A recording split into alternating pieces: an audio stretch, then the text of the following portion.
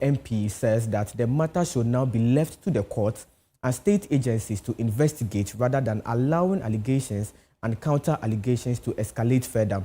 Now, speaking on PM Express on Monday, he said several legal and institutional processes have already been triggered.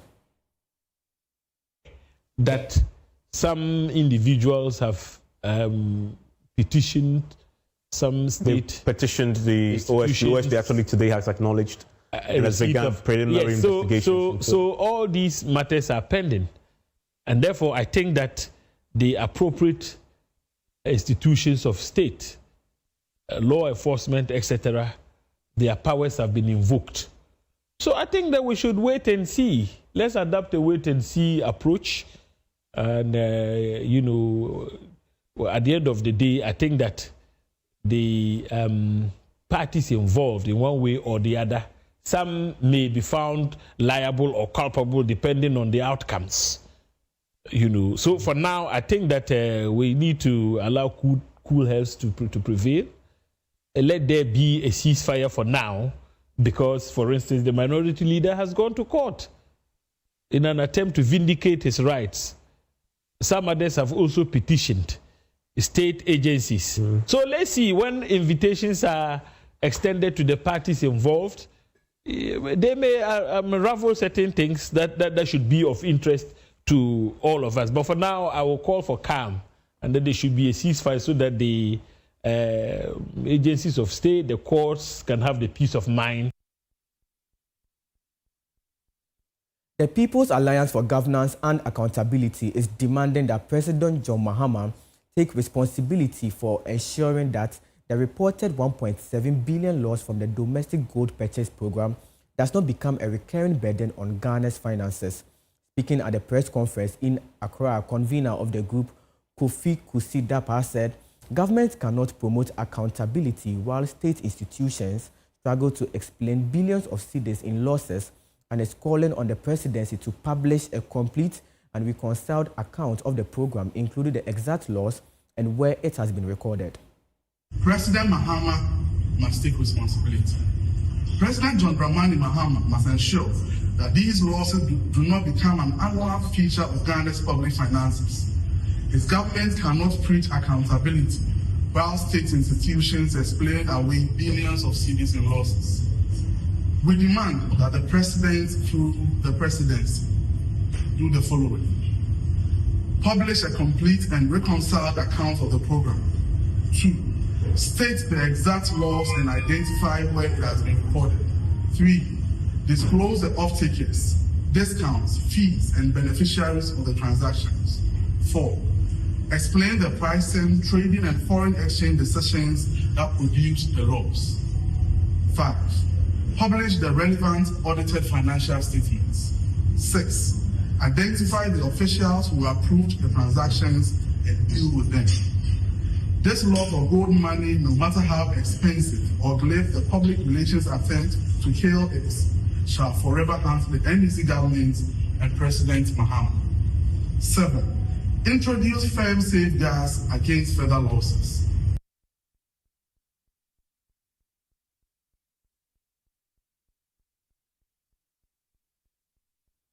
Away from that, President John Dramani Mahama is calling for a more responsive healthcare regulatory system to improve patient safety and also protect public trust. He also wants stronger collaboration among African countries to train more healthcare professionals and also ensure a fairer distribution of the continent's medical workforce. Nancy Kumsing has more in the following report.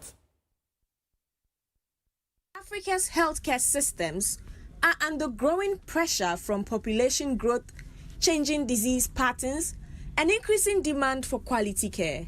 This is making responsive and adaptive regulation critical to patient safety and effective healthcare delivery. Against this backdrop, the Association of Medical Councils of Africa brought together health regulators and other stakeholders from across the continent for its 28th annual conference held under the theme Responsive Regulation for Safer Communities Towards Universal Health Coverage. Speaking at the conference, President John Dramani Mahama called for stronger healthcare systems and more effective regulation to protect patients. Regulation cannot remain static. It must be responsive. It must be firm. It must be fair. It must be protective and enabling. And it must be grounded in our African reality. But it must be informed by global knowledge. Responsive regulation is not simply about regulating more, it is about regulating better. Health Minister Kwabena Minta Akando also outlined government's plans to decentralize specialist training and expand healthcare services to underserved areas as part of efforts to make quality healthcare more accessible. We cannot regulate for competence without investing in competence, and we cannot demand high standards without creating the conditions in which professionals can meet those standards. Government is therefore committed to decentralizing specialist training, expanding postgraduate opportunities closer to where services are needed, strengthening competency-based training, and ensuring that practitioners progressively have the infrastructure and equipment required to practice to the standards expected of them. Delivering the keynote address, Dr. Anafi Asamoah-Bah urged medical regulators to move beyond reacting to problems and adopt a more proactive approach to emerging challenges in healthcare. Healthcare has become a complex tapestry of professions, institutions, technologies, and interests. And in this tapestry, regulation is even more important than it has ever been. But regulators themselves must evolve. Stakeholders at the conference say stronger regulation, collaboration among African countries, and expanded specialist training will be critical to improving patient safety and advancing universal health coverage across the continent. For Joy News, Nancy Kumson's report read to you. To the Upper West region, because the Upper West Parliamentary Caucus and the Regional Security Council have inspected the N12 Bole Solar Wall stretch, where contractors are working Sunday to Sunday, sometimes until 2 a.m. to get ahead of schedule. But MPs say more workers are needed, while West MP Peter Tobu says the road will help curb robbery, while the regional minister promises asphalt by January 6, 2029. Rafiq Salam has more in the following report. It is the road that has stolen 24 hours from every Upper Westerner traveling to Accra. Potholes, dust, armed robbery fears, broken trucks littering the shoulders. But on day 2 of President John Dramani Mahamad's Big Push tour, the N12 Bole Solar Wall Road showed signs of fighting back, with concrete mixers roaring, drains being cut, culverts laid, and young men and women in reflective vests working Sunday to Sunday, sometimes till 2 a.m. Leading the inspection was the chairman of the Upper West Parliamentary Caucus, Dr. Sebastian Sandare, joined by Upper West Regional Minister Charles Wongo-Pozuin, who stormed the stretch not alone, but with his full Regional Security Council to secure the contractors and signal that this time, government means business, and his verdict was blunt. It is not us who've seen that or been hearing that there's no work being done.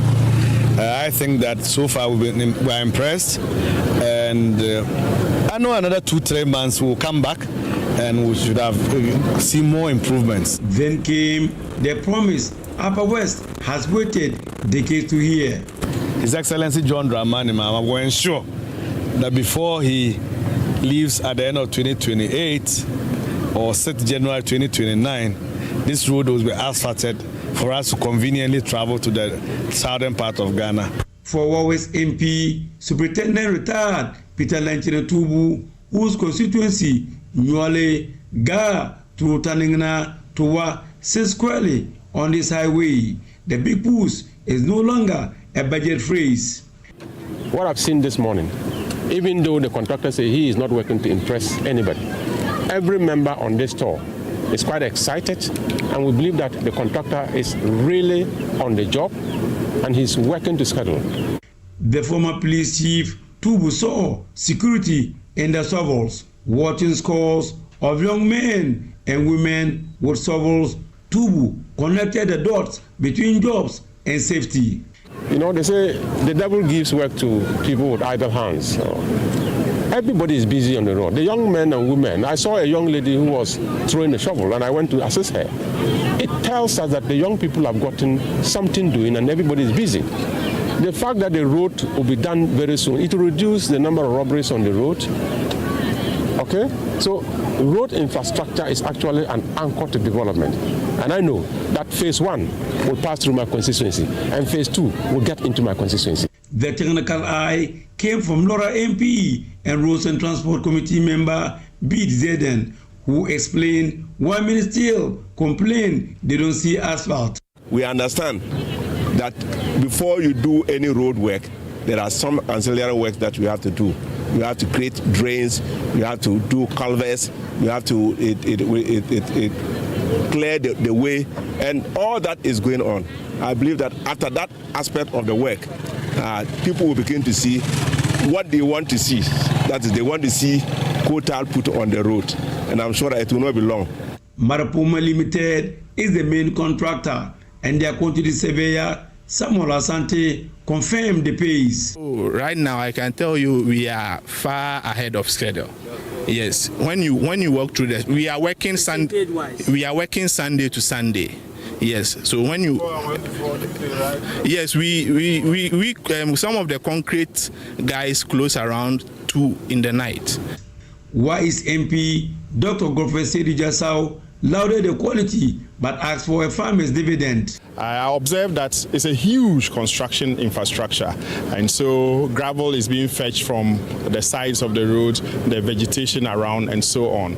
And being an agricultural area, my emphasis is that some of these should be converted to dugouts that can be an impoundment for water, hold water for our animals to be able to survive the dry seasons, the long dry seasons that we observe here. And for Coco's leader, Dr. Sebastian Sandare, who doubles as the MP for the Fima Bure Isa, the message to the contractor and to the government was both praise and appeal. Wherever they are working and they think that there are potholes, serious potholes, and that portion is terribly bad, I think that even if they have not reached there, but they can do something so that our people can, the vehicles can move easily while they take time, to do the proper design and the work. But so far, as a caucus, we're impressed. They should continue to do more good work. The M12 still heads, but at Sola, Tuna, and Jindabuo, the machines did not stop when the MPs left. They rode on. Reporting for Joy News, Rafik Salam, Jindabuo. Away from that, for several hours, the usual pace of life at Sofokrom in the Western region gave way to brooms, shovels, and then waste bags. Members of the Church of Jesus Christ of Latter-day Saints were out in their numbers, cleaning streets and also public spaces as part of their annual All Africa Service project. There's more in the following report. The work is physical, sweeping, picking up waste, clearing the spaces people pass every day. And for these members of the Church of Jesus Christ of Latter-day Saints, service begin right here in the community where they live. The yellow vests are part of a much larger exercise across West Africa. Members of the church have been taking part of the All African Service Project, an annual initiative that has included community cleanups, environmental activities, restoration projects, and other forms of service. At Sofokrom, the focus is sanitation, but the message from the church leadership goes beyond the rubbish being cleared. So this is called the All Africa Service Project. This is done throughout the whole of West Africa. Everywhere you go, on the third Saturday of the month of August, every month, every year, you will see our members in yellow vests helping clean their environment. We know that there's a saying that cleanliness is next to godliness. We believe strongly in that. We believe that a strong, clean community will bring strong productivity, will bless the members and those who live there, and would improve economic productivity. So as you see here, we are all gathered here to answer that call to be able to clean our environment. We love the opportunity to team up with the local leaders, the opinion leaders, the community, to help sensitize and also help clean our environment. And we know that this is an act of God. Heavenly Father wants us to serve. In fact, in the scriptures, we read that when ye are in the service of your fellow beings, ye are only in the service of your God.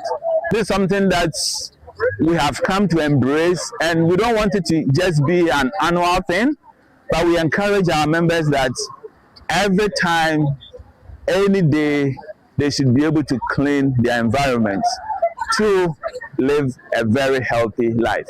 For Elder Isaac K. Morrison, the Africa West Area Presidency, the exercise is also an opportunity for the church to work alongside community leaders and residents. That philosophy appears to be resonating with the members taking part.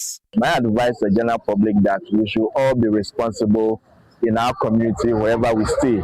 We should do well at least weekends or once every week.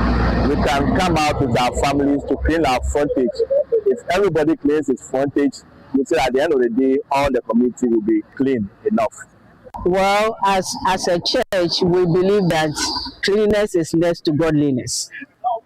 And doing this in the community, we also believe that we are serving our Heavenly Father's children. And so giving back to the community for what we believe, I think it's in the right direction. That we can gather as members of the Lord's Church and help clean the environment. I think they are very happy. We were just driving down and there are a lot of our members in this enclave that are cleaning. Everyone is out from their homes and they know the importance of this project. And so they have been preparing for months, for weeks, for days, and today everyone is left everything because they see the essence of coming out here and serving in the communities. So I believe that the enthusiasm is also on our higher side. People are so happy that they can help. I think that it's a responsibility that every one of us should be involved. The enthusiasm is clear, but perhaps the more difficult tasks begin after the yellow vest are put away, because the church says the purpose is not to create a clean community for a day, but to encourage people to take responsibility for the spaces around them every day. In Athalia Kwanzaa, Joy News, Suffolk. Moving on, health authorities are warning about the growing use of shisha among young people, particularly girls, amid concerns that the flavored tobacco products are creating a false impression that they are safer. The Director of Tobacco and Substance Abuse at the FDA says shisha, like any other tobacco product, poses serious health risks and must not be treated as a safer alternative. Stephen Mensah has more in the following report. The Food and Drugs Authority says the tobacco industry is increasingly targeting young people with products in flavors such as strawberry and vanilla, marketed as safer alternatives, but insists there is no safe form of tobacco use. You know, tobacco is a product that has no health benefits, but a lot of people are using it. They come in various forms like shisha, cigarette, vapes, cigar, snuff, and others. But what that we want to say is that we want to educate the general public.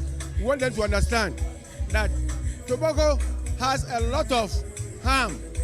It causes a lot of harm to the body as far as health is concerned. It can cause cancer.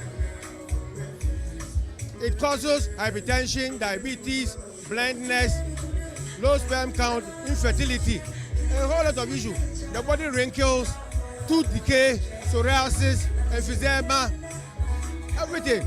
For instance, during the COVID, those who died, a lot of people who died had their lungs, compromised. They didn't have healthy lungs. That's why they died. So all I want to say is that tobacco is not good for the human being. The health authorities also indicate that they are working with the Ghana Police Service, Narcotics Control Commission, and relevant security agencies to seize unauthorized and unapproved products and enforce existing regulations. Because the industry players this time, they come with different flavors, telling you like shisha. They have strawberry flavor, they have vanilla, and they will tell you that it's a very safer form of tobacco, but that's not true. Every form of tobacco is dangerous to our health. And that's why we are trying to portray to the general world, so that we abstain or withdraw from smoking. The girls are more into shisha than the boys. So it's becoming more and more dangerous. That's why we have to educate the general public, especially the children. But as we speak, no shisha.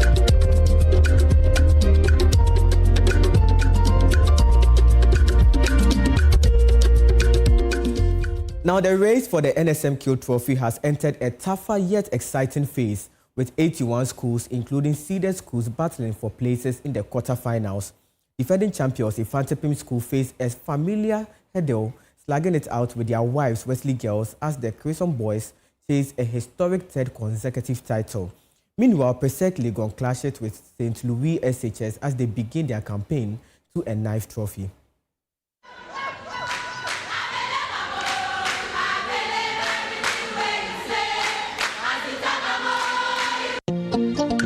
Reigning champions Infantipim School begin their title defense, but standing in their way are Wesley Girls High School and Efa-Kobiampim Girls in what promises to be a fascinating battle of brains and perhaps a little love chemistry of another kind. For Port A, that's Infantipim School. So we'll pick from Port B and then Port C.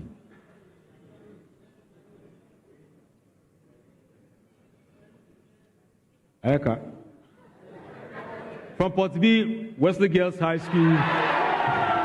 8-time champions Presec Legon lock horns with St. Louis SHS and Islamic SHS Kumasi. The Blue Magicians may have the biggest trophy cabinet, but the other two schools have no intention of treating this as a museum tour. So if they are coming to meet St. Louis Senior High School, they should know that we are the pace setters and we set the pace for others to follow. Then there's an all-Accra showdown with Achimota School, Accra Girls SHS and Accra High battling for one ticket and the city's bragging rights. 5-time champions Prempeh College opened the stage of the competition, facing Kumasi Girls and West Africa SHS, who unseats the other in this exhilarating stage of the competition as 81 schools prepare for an academic smackdown to secure a safe spot for next year.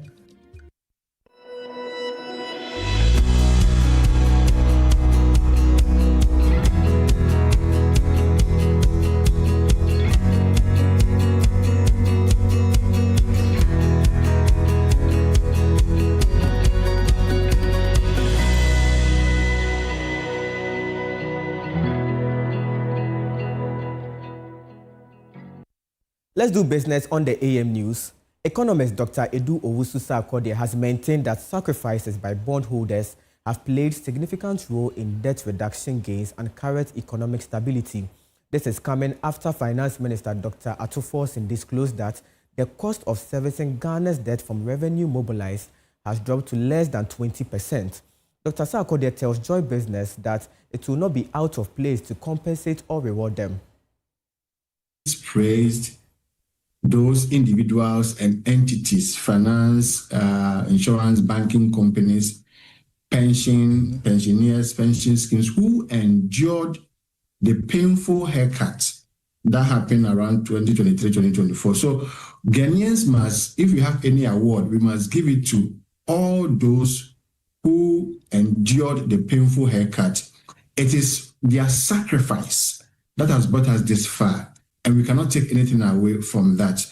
Another thing we must also remember that without their sacrifice, Ghana would never get the IMF program because it was a prerequisite, it was a prior action for us to get the IMF program. So I agree with you. They must be applauded, they must be awarded, rewarded for the sacrifice they made to this country. It was painful, but it was a decision that Ghana had to take for us to get ourselves out of these woes.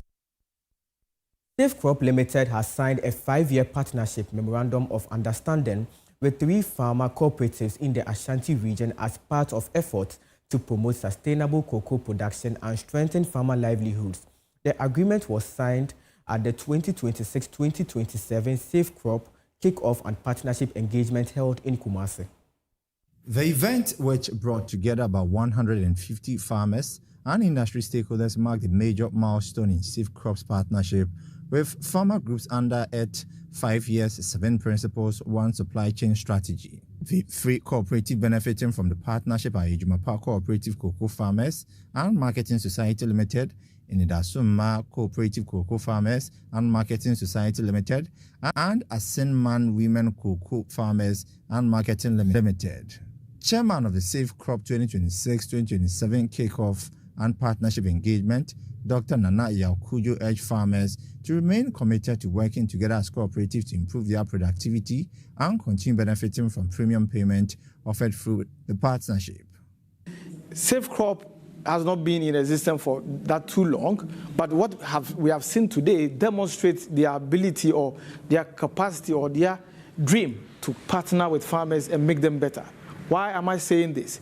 We see today's program having 3 of these main cooperatives signing a 5-year contract with them. This means a lot.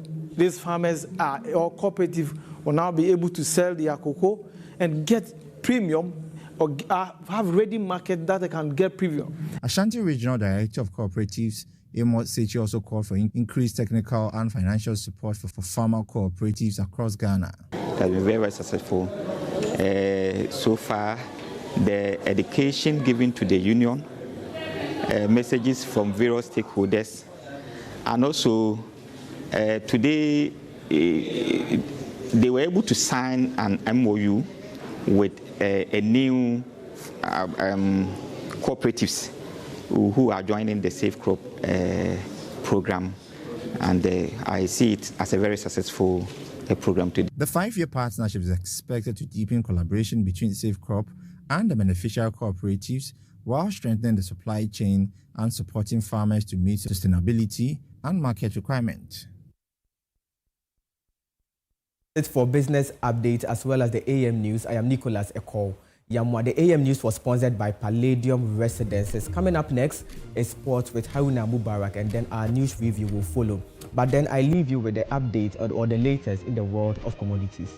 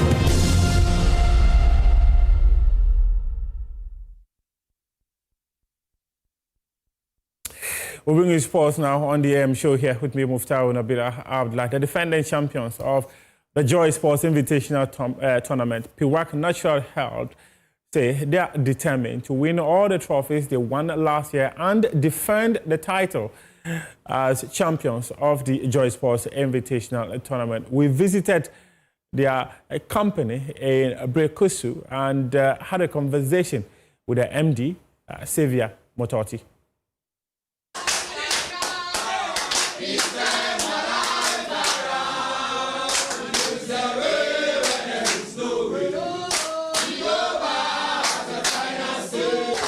The defending champions of the Joy Sports Invitational Tournament, PWAC, they are here once again, hoping to defend the numerous trophies they won last year and become overall champions of the competition once again. And as you saw from them, they have just given us an indication of the kind of energy they are coming to the Invitational Tournament with at the University of Ghana Stadium on August 29. It is this weekend, and you have to be there to see what PWAC would be doing.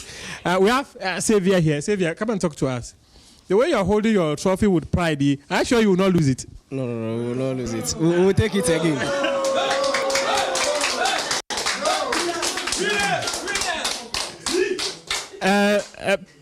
Xavier, in fact, he has a vim that they will not lose the trophy. But talk to me. What have you been doing to ensure that you defend the trophies you won last year?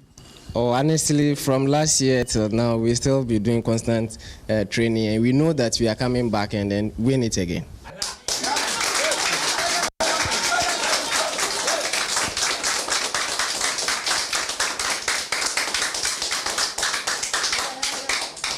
You know, they are an institution that is into natural herbal mixtures, isn't it? Yeah. That makes it quite easy because when you take natural stuff, you are healthy. He has a very healthy team, and he's very convinced that they are in a position to defend the trophy they won last year. Talk to me about PWAC Natural Health. What do you do? Okay, so PWAC Natural Health, we are the producers of 3P garlic mixture, the medicine that is good for immunity. It boosts your immune system and is very good when it comes to blood circulation. So we are always taking it, even though we are giving it to outsiders, we take it ourselves to boost our system all the time.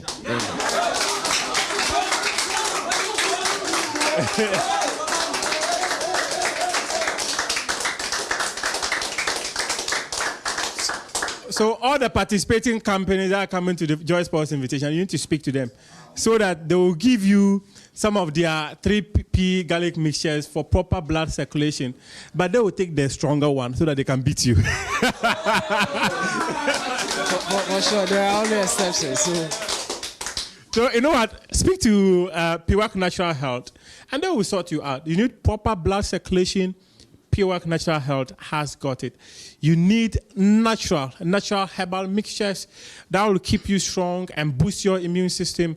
PWAC Natural Health has got it. So get in touch with them, speak to them, and they will give you what is good for you to also boost your immune system for the Joy Sports Invitational Tournament at the University of Ghana Stadium on August 29. Who are we? PWAC Natural Health, producers of 3P garlic mixture. Now we'll go to the camp of Ghana's Black Princesses. They are getting ready for the FIFA Under-20 Women's World Cup. They have a friendly match as they prepare for the competition. We hear from head coach Samson Lamte. Training has been really good. We love the facilities that we have here. Our hotel is so amazing. We are so grateful for all this. So we could see the first day it rained a little bit, so it was a bit just to feel the country and things like that. So they were able to handle it well. But the third day that we really landed and got used to the field and the weather too. So now we are coming back to our rhythm, how it should be. So it's looking exciting. Unfortunately, we had some challenges with some players that are not in yet. 2 players joined us 2 days ago. They had their first section yesterday. So with that said, the troop is getting closer and closer to be full. We are still expecting 2 more to join us. But with the group of players that we already have, we are prepared to take a friendly on Tuesday, and then we'll play again on Saturday, the next Saturday. We are powered to what we are here for, and our aim is to be able to go through the group stage and to make a great impact.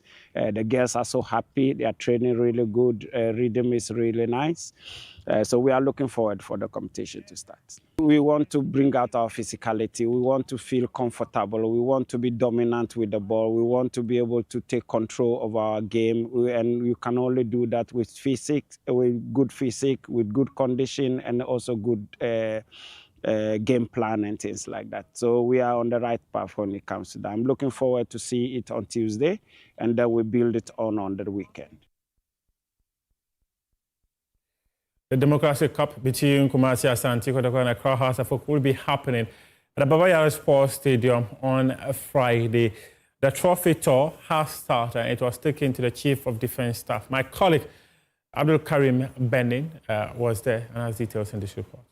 Former Ghana captain John Mensah, an ambassador for the competition, was also part of the delegation. The trophy tour is part of the activities to rally support for the third edition of the Democracy Cup in Kumasi. Ahoma Jetro invited the CDS and the Ghana Armed Forces to participate in the event, which seeks to promote democratic governance through football. I say so because it's an institution that has it all. Come to road construction, engineering, anything, medicine, you are there. It's a whole institution. And at this point in time, we felt appropriate, as it were, to come over to you to present the Democracy Cup to you and to crave your support, your indulgence, so that you come along with us in this process. Democracy Cup has come to stay.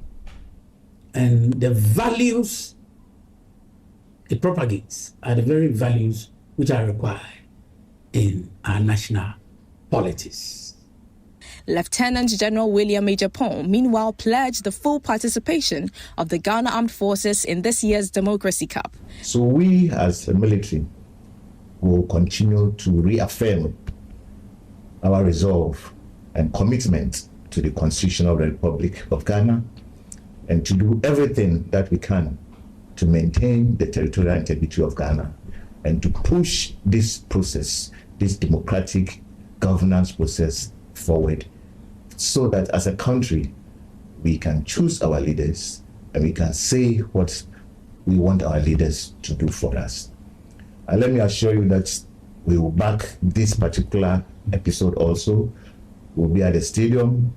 Probably you will not see us in number because we will not be in uniform. We will want to enjoy just like any other person, but we will be there to support this very noble gesture. Our message to you, back to the speaker, is to tell him that we are happy that once more he has recognized us, he has honored the Ghana Armed Forces by presenting this cup to us and making us a part of this very innovative venture. Hearts of Folk and Asante Kotoko will battle for bragging rights on Friday. Kotoko won the inaugural edition against Hearts, while the Phobians are the defending champions after beating Great Olympics last year.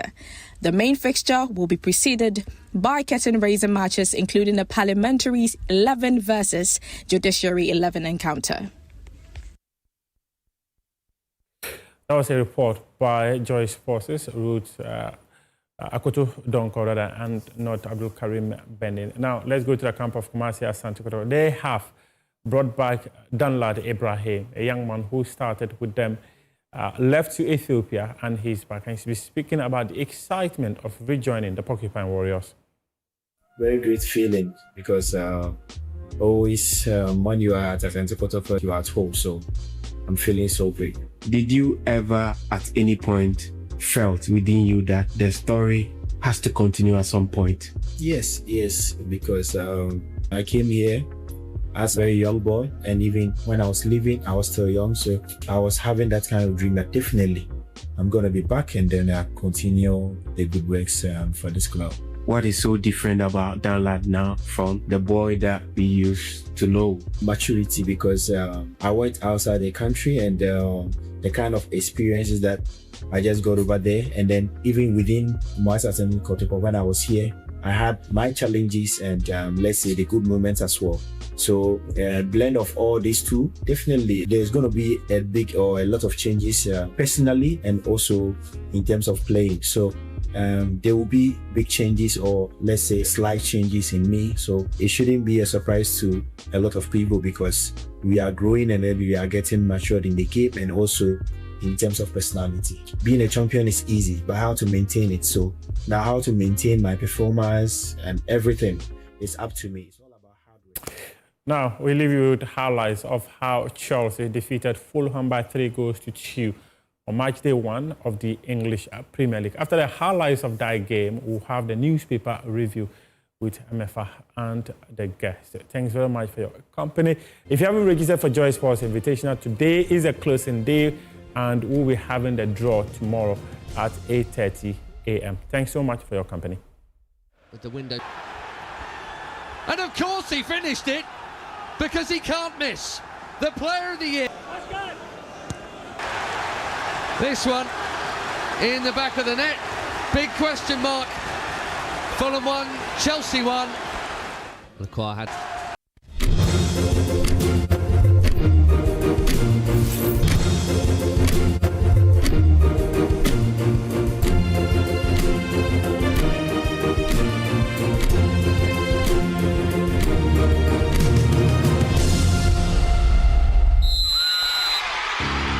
Corporate Ghana, are you ready? The biggest gathering of Corporate Ghana is back. It's time for the Joy Sports Invitational 2026, where competition meets networking, fun meets fitness, and champions are made.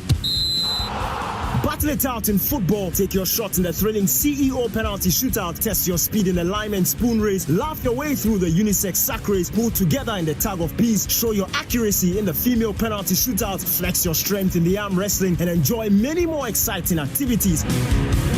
Join us on Saturday, 29th August 2026 at the University of Ghana Stadium. We kick off the day with a high-energy aerobic session from 6 a.m. So come early, warm up, and get ready for an unforgettable day. Ready to register? Call or WhatsApp Slevin on 0242 376445. The 2026 Joy Sports Invitational Tournament is powered by The Luckiest. Luck is everywhere for everyone. And proudly sponsored by Toyota Ghana, superior quality. Ayuda, Ghana's #1 services app. Abako Services Bibri. Minerals Commission, the regulator of the mining industry in Ghana. Latex Foam, your partner for life. Virtual Security Africa, security for all. And Valex Lease Equip Limited, copier leasing, renting, and maintenance service.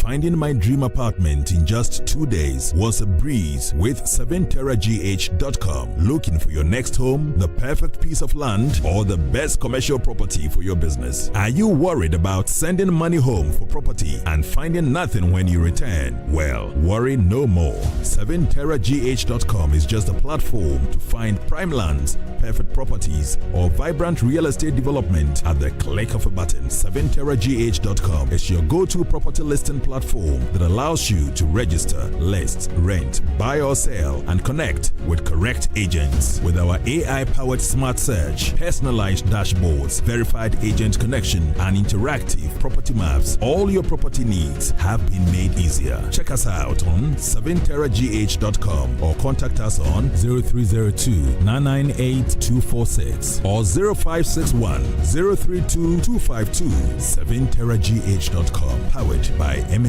Properties.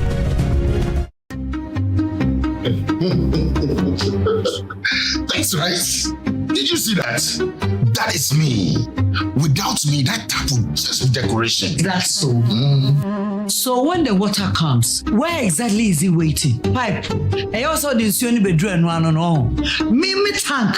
Me na me kura. At least I move water. And I keep it safe. Without me, nothing flows.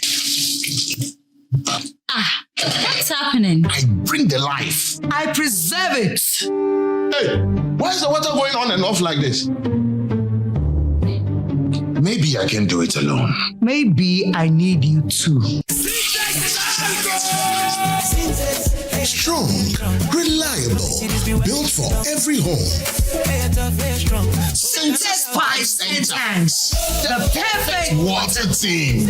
Syntex, are you strong? Are you tough?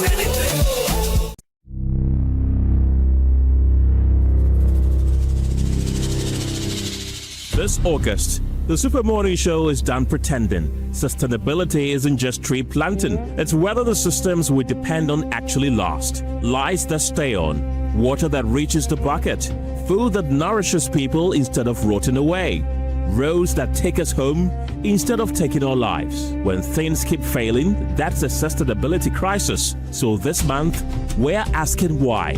Why land guards still run our neighborhoods? Why food rots in bins while our neighbors sleep hungry? Why the road that killed your cousin still has no signage? Why half the water you pay for never reaches your bucket? Uncomfortable? Good.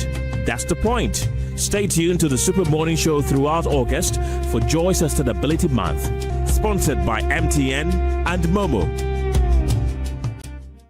Hi, now let me share my wildlife experience with you at Safari Valley Eco Park.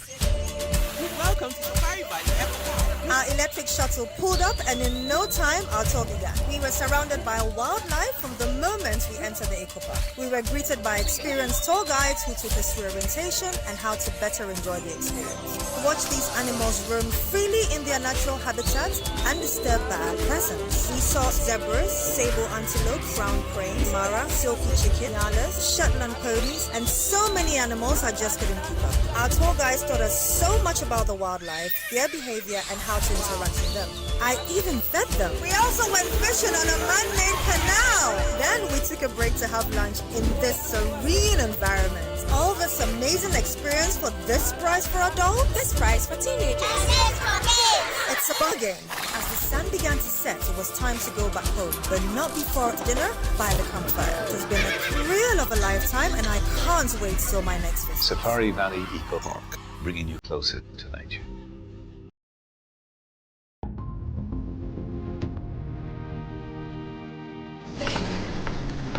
Through every stage of life, let's go.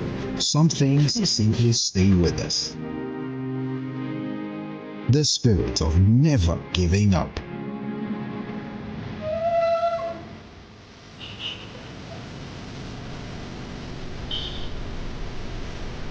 A throwback to a bygone era. Love was service. The silent statement of love.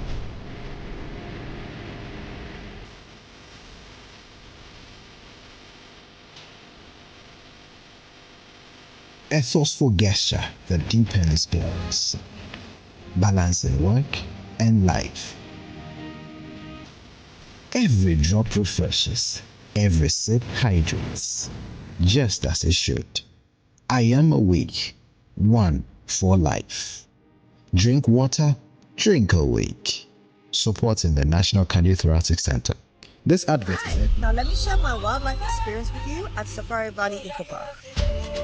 Welcome to Safari Valley Eco Park. Our electric shuttle pulled up, and in no time, our tour began. We were surrounded by wildlife from the moment we entered the eco park. We were greeted by experienced tour guides who took us through orientation and how to better enjoy the experience. Watch these animals roam freely in their natural habitat undisturbed by our presence. We saw zebras, sable antelope, brown cranes, mara, silky chicken, nyalas, Shetland ponies, and so many animals I just couldn't keep up. Our tour guides taught us so much about the wildlife, their behavior, and how to interact with them.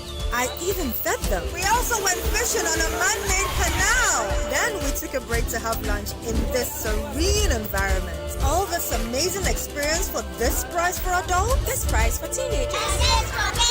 It's a bargain.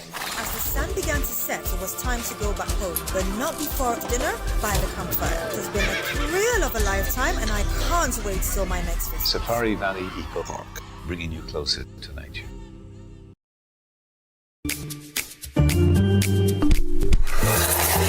Hey buddy, it's It's me, Azar. Yeah, me now they see. Hey, you look fresh. Oh. Wait till you see what's inside me. Azar, freshly made inside and out for greater coverage and colors that last longer and beautify your walls, spaces, and places. Azar, no size. Go ahead, buy now. Azar, #1 from Azar Group since 1921. Palladium Residences in Achimota isn't just an address, it's the home you truly earned. Secure your place with just a 10% deposit and choose from beautifully designed modern apartments or spacious townhouses built for everyday comfort. This is more than a building. It's a vibrant, curated community with a clubhouse, state-of-the-art gym, and an on-site hotel, all at ABC Junction, minutes from Achimota Mall. Enjoy city energy while retreating to your private sanctuary. Call now to reserve your unit and benefit from limited launch incentives, including priority unit selection, executive pricing, and flexible payment options available. Don't miss the chance to pick the best homes. Book your private site visit today. Call 050-9823-424. Palladium Residences. Live smart, invest better.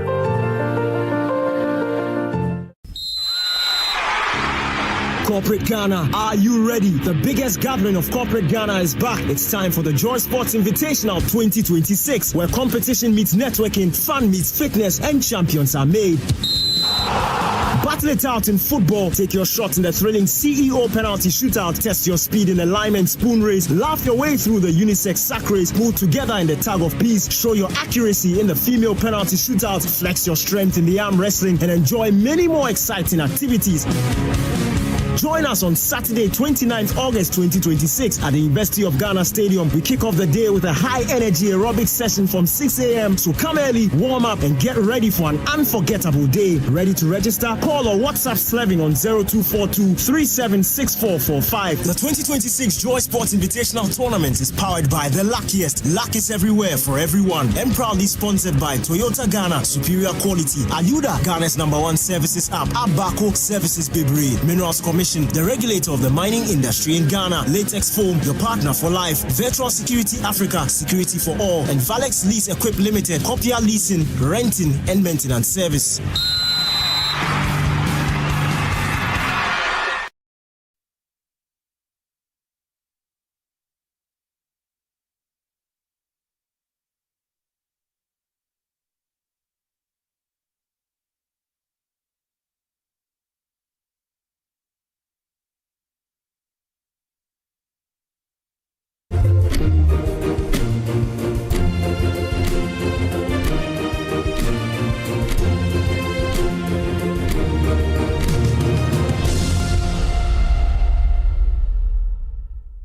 A key is meant to open doors, but for 12-year-old Akusia Mansa, not her real name, a key became a weapon.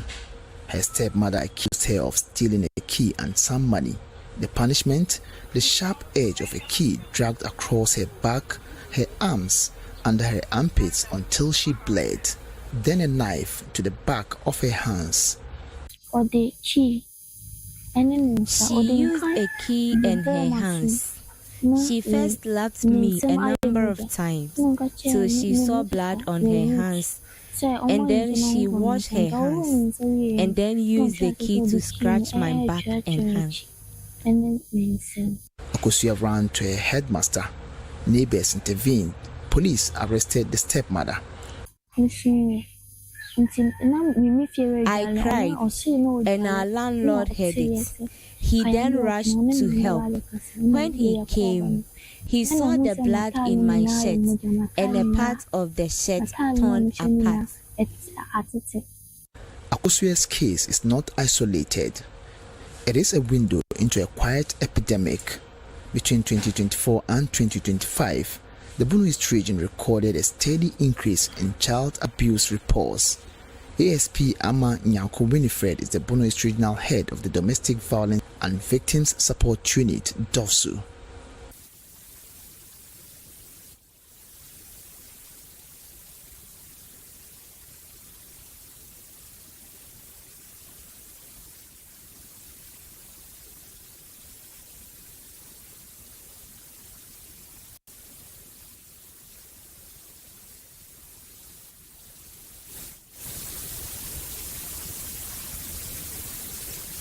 teachers as very, very, very strict. Yes. When you do something small, the punishment they give you is above what you do. This puts fear in us. This can reduce the performance of some of us because they will refuse to go to a class of some teachers. Fear doesn't teach respect. Fear teaches hiding. Some senior high school students we spoke to says physical punishment doesn't build character, it kills concentration. Teachers sometimes abuse students. Most of them do it physically, others do it through verbal means. Insulting, caning, kicking, slapping, and hitting. So all these things go a long way to affect a person's psychological makeup.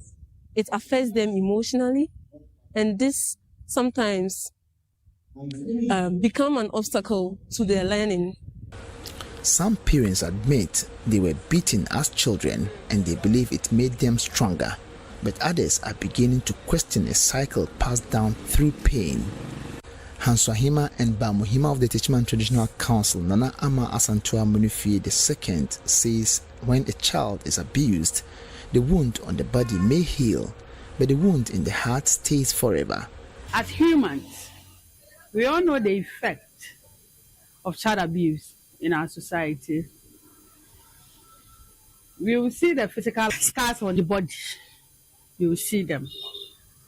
So even that one, sometimes it can be treated. But what of the emotional abuse?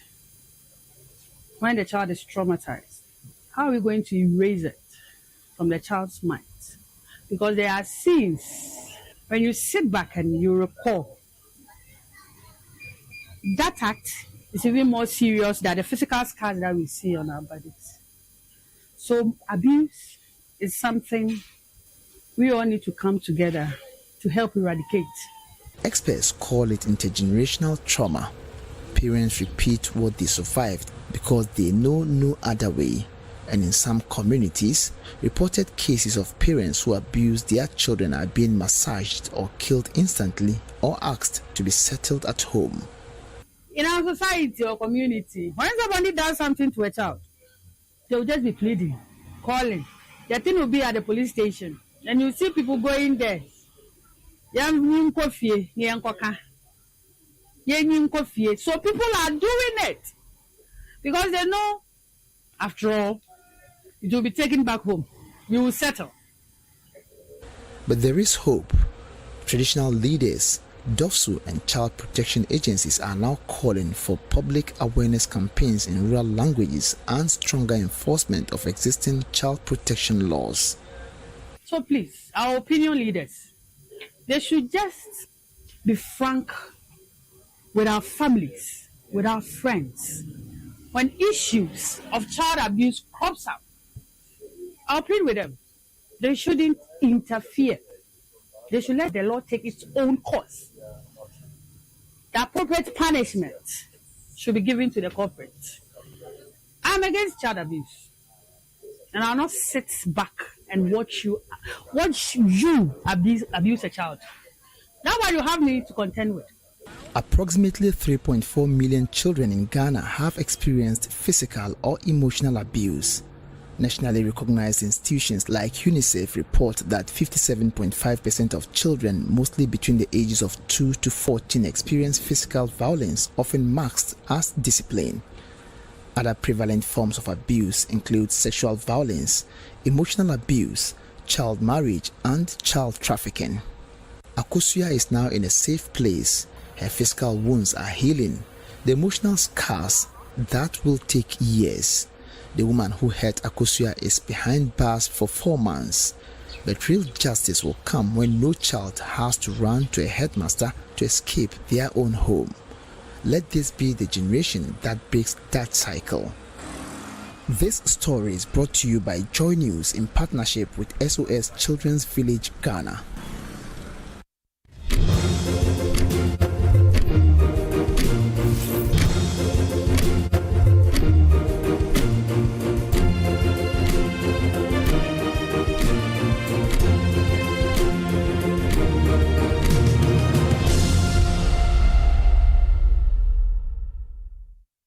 The AXA Conference Center here in Ekurhuleni in Johannesburg was transformed to a one-stop shop for everything related to golf. It was also to show to the world that golf is not just a sport, but also has enormous opportunities, including investment, tourism, business, and many more.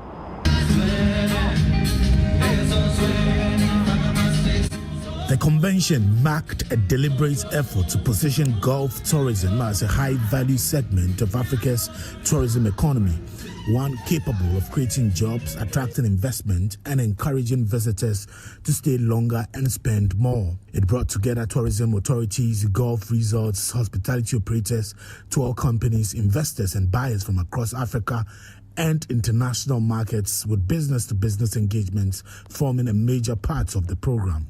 Obet Moses Mfife of the Customer Relations Office of Kenya Airways says the Africa Gulf Tourism Convention has demonstrated that there's a strong market for golf tourism across the continent. He says airlines such as Kenya Airways have an important role to play in linking golf destinations across Africa to the international markets from which these travelers come. I'm already busy with a group of golfers to Nairobi, and then, we have more inbound, but we're collaborating as well. I've got a few contacts today from the directors of the golf fraternity, whom I'll contact so that we can tailor, some, deal or collaboration moving forward. For wellness business, the opportunities created by golf tourism extend beyond the golf course. Founder of Oxywell Wellness Essentials and wellness practitioner Mule Mathibendi says golf and wellness naturally complement each other. She says golfers want more than just the opportunity to play. They also want to relax, recover, and feel good, creating a new value chain for wellness business and an opportunity for Africa to offer a more holistic golf tourism experience. She says she is pleased to have participated in the convention. The convention did not only attract industry players. Students aspiring to build careers in tourism were also given an opportunity to experience the industry beyond the classroom. Maya Mpithi, a third-year University of Pretoria student attending the convention as part of one of her tourism models, says the experience has broadened her understanding of the sector. Now I see the business side of golf, also the economic side of it, the economic investment in it, because we got to see, we got to get a speech from someone from Spain, and he told us about how the history of golf started off and the similarities that we have here in South Africa, or well in Africa, with other countries and other places. So just showing us how we can then combine and better the industry. Lecturer Sifwe William, who brought the students to the convention, says exposing them to industry players and real-world opportunities is an important part of their education. What we teach in universities and the actual industry needs, and also for them to kind of find their own feet in terms of the different sectors that might be of interest to them, because tourism is quite wide. So this is one of the ways we try to make the subject a bit more practical, build industry relations, and so they can understand that tourism, it extends beyond being a subject. It's an economic vehicle.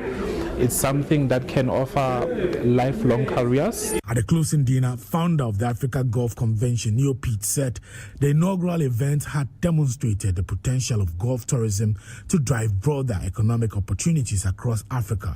When we create that phrase, one continent, many fairways, one marketplace, it was simply meant to be a tagline.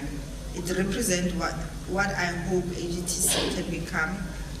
We are many countries, many cultures, many languages, and many destinations, and many extraordinary golf courses. We don't need to become the same. We need to become better connected.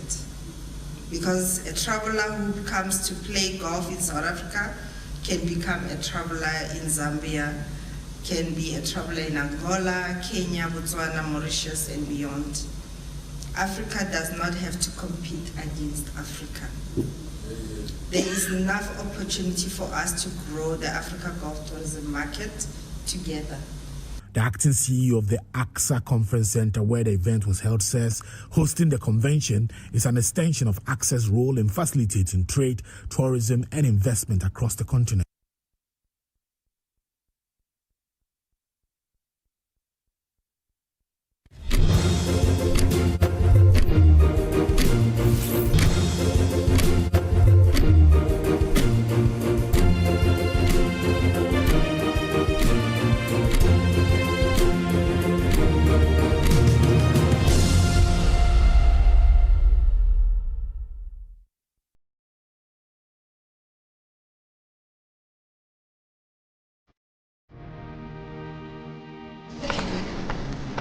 Through every stage of life, some things simply stay with us. The spirit of never giving up.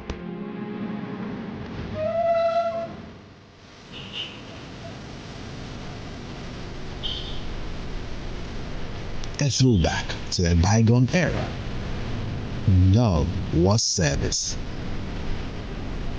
The silent statement of love.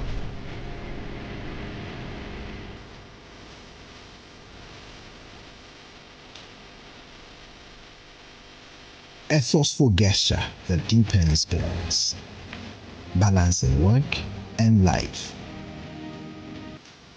Every drop refreshes, every sip hydrates, just as it should. I am awake, one for life. Drink water, drink awake. Supporting the National Cardiothoracic Center. This advert is... Now let me share my wildlife experience with you at Safari Valley Eco Park. Welcome to Safari Valley Eco Park. Our electric shuttle pulled up, and in no time our tour began. We were surrounded by wildlife from the moment we entered the Eco Park. We were greeted by experienced tour guides who took us through orientation and how to better enjoy the experience. Watch these animals roam freely in their natural habitat undisturbed by our presence. We saw zebras, sable antelope, brown cranes, mara, silky chicken, nyalas, Shetland ponies, and so many animals I just couldn't keep up. Our tour guides taught us so much about the wildlife, their behavior, and how to interact with them. I even fed them. We also went fishing on a man-made canal. Then we took a break to have lunch in this serene environment. All this amazing experience for this price for adults, this price for teenagers. It's a bargain. As the sun began to set, it was time to go back home, but not before dinner by the campfire. It has been a thrill of a lifetime, and I can't wait till my next visit. Safari Valley Eco Park, bringing you closer to nature. Step into a universe of play. Explore games for every taste and find your favorite way to play. The excitement starts here. 1x Games on 1xBet. A world of games wherever you are.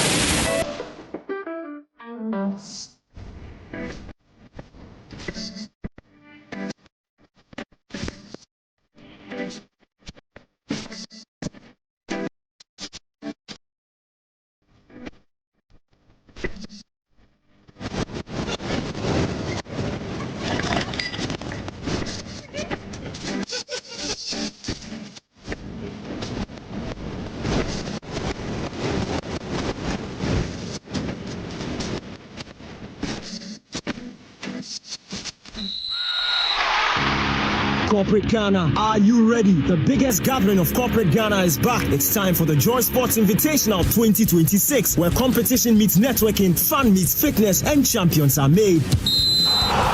Battle it out in football. Take your shot in the thrilling CEO penalty shootout. Test your speed in alignment spoon race. Laugh your way through the unisex sack race. Pull together in the tug of peace. Show your accuracy in the female penalty shootout. Flex your strength in the arm wrestling and enjoy many more exciting activities. Join us on Saturday, 29th August 2026 at the University of Ghana Stadium. We kick off the day with a high-energy aerobic session from 6 a.m. So come early, warm up, and get ready for an unforgettable day. Ready to register? Call or WhatsApp Sleving on 0242 376445. The 2026 Joy Sports Invitational Tournament is powered by The Luckiest. Luck is everywhere for everyone. And proudly sponsored by Toyota Ghana, superior quality. Ayuda, Ghana's #1 services app. Abaco Services Bibri. Minerals Commission, the regulator of the mining industry in Ghana. Latex Foam, the partner for life. Virtual Security Africa, security for all. And Valex Lease Equip Limited, copier leasing, renting, and maintenance service.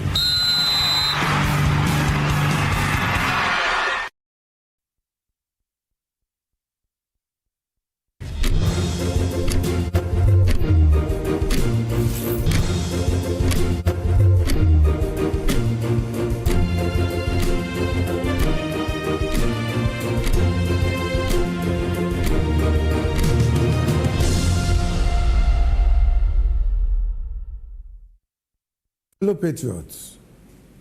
This morning, I will be going to the National Party headquarters to file my nomination forms for the position of National Chairman.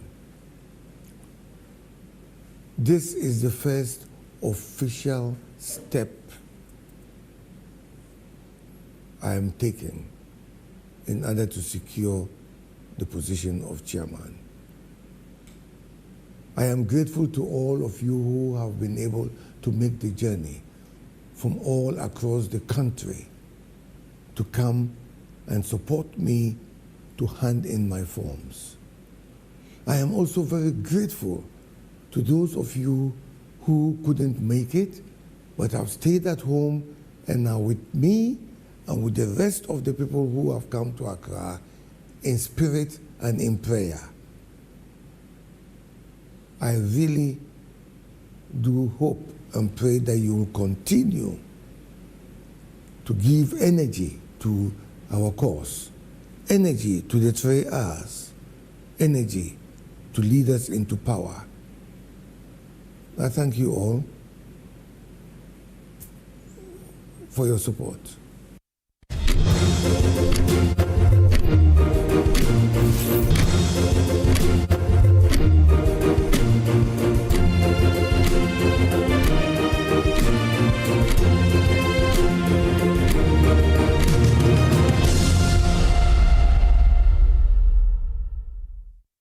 Well, hello there. It's our Tuesday. Thank you so much for joining us on the show. Time now to review the news. A lot has been happening. A lot. Well, let me remind you that the AM News Review is sponsored by Syntex Pipes, Pegasus Publishing, and Awake Purified Drinking Water. I shall bring you my guests. By now, you know the Tuesday favorite. I shall bring you them. But first of all, how's the weather looking? Here you go.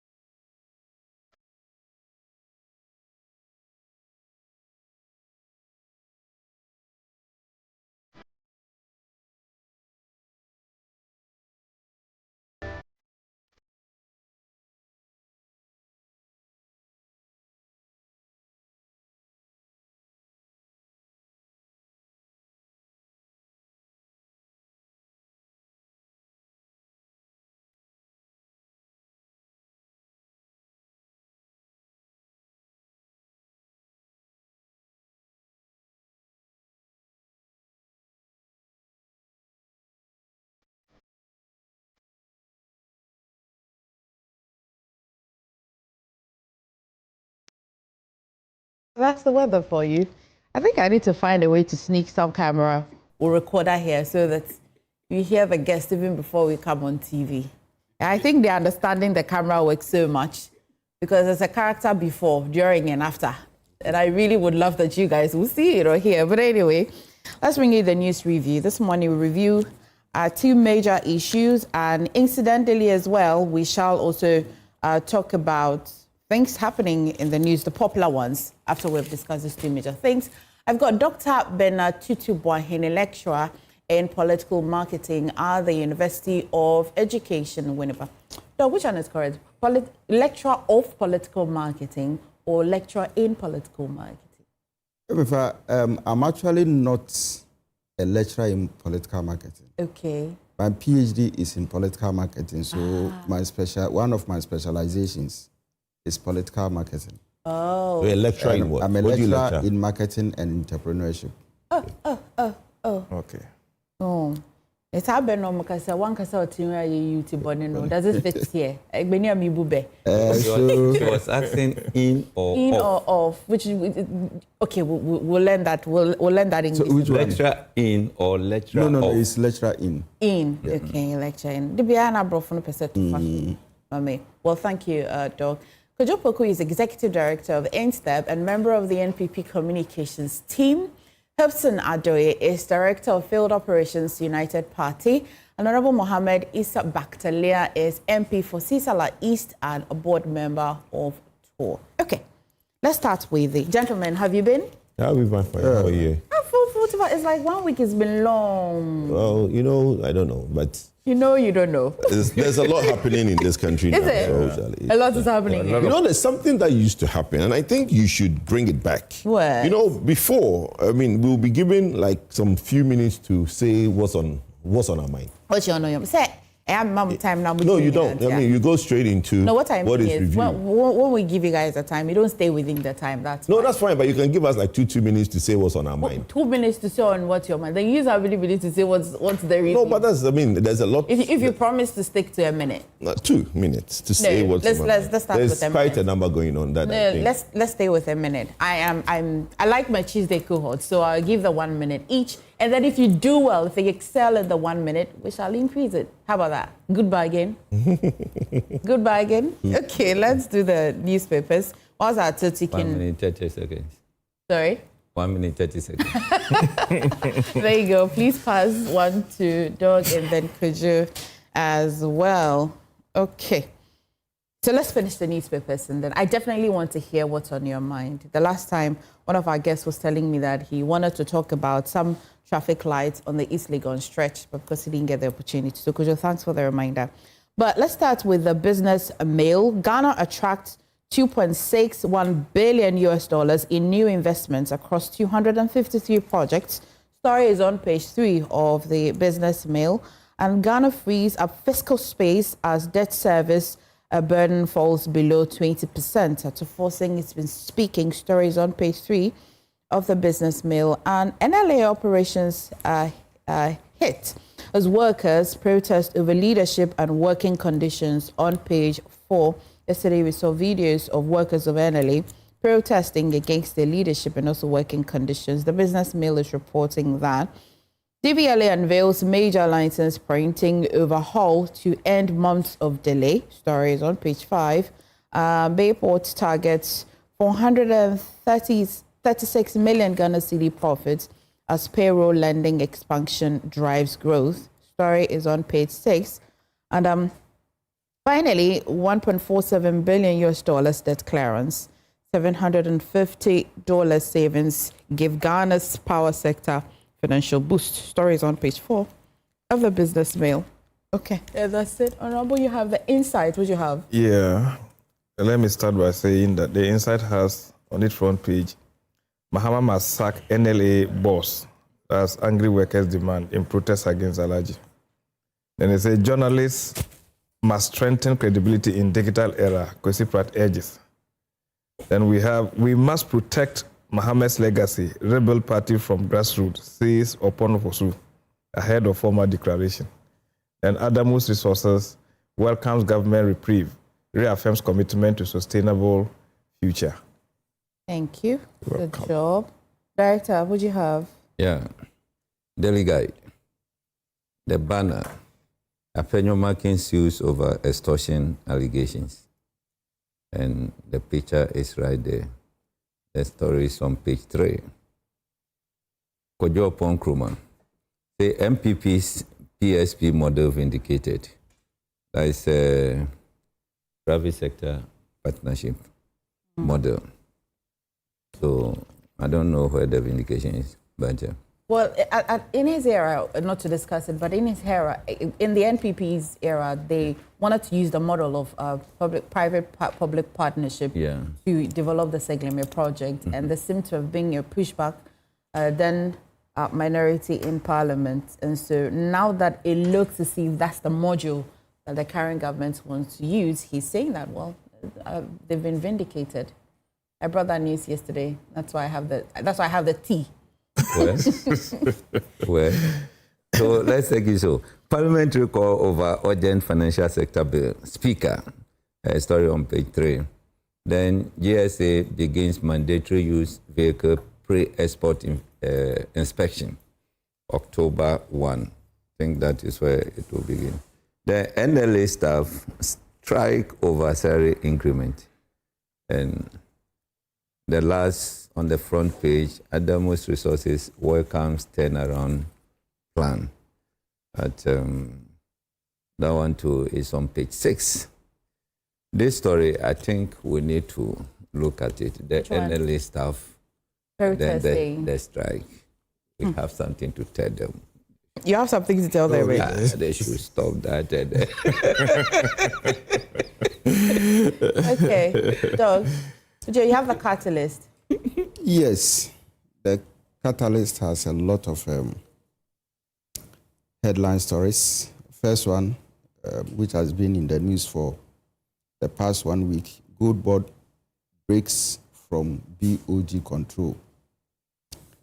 And sub teams, Gold Board takes full charge of Gold Board takes full charge of gold purchase program. New pricing and financing model set to boost transparency and reduce losses. Industry experts hail decision as holistic reset. So we move to the next one.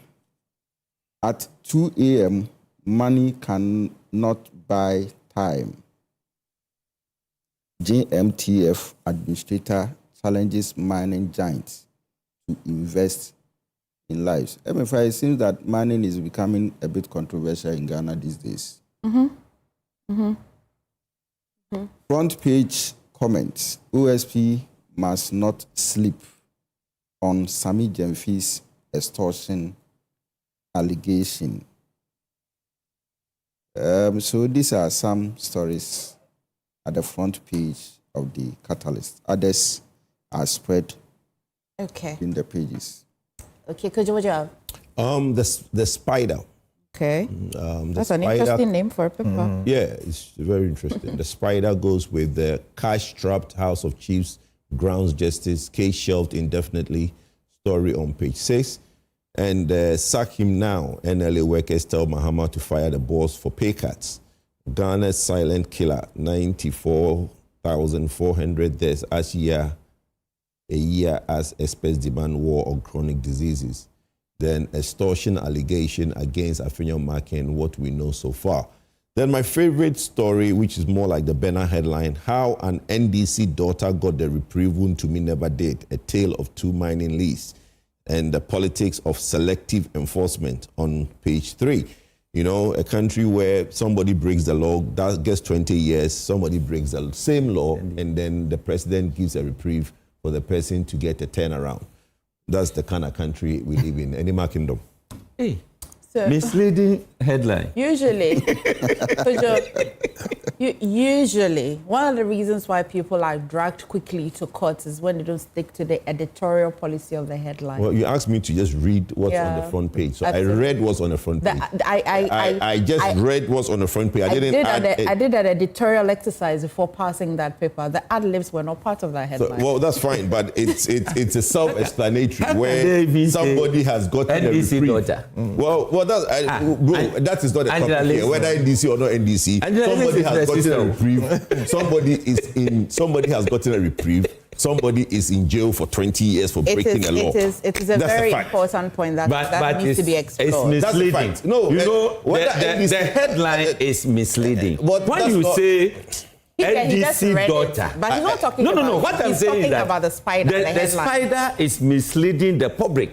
You should say what's new. Why you like the headline? Why you do it this way? Now let's not waste time. Why you doing this way? Things and let's talk about what's on my mind. It's very important. And it's to do with similar mining. It's at par. You see, it's to do with mining. I'm happy.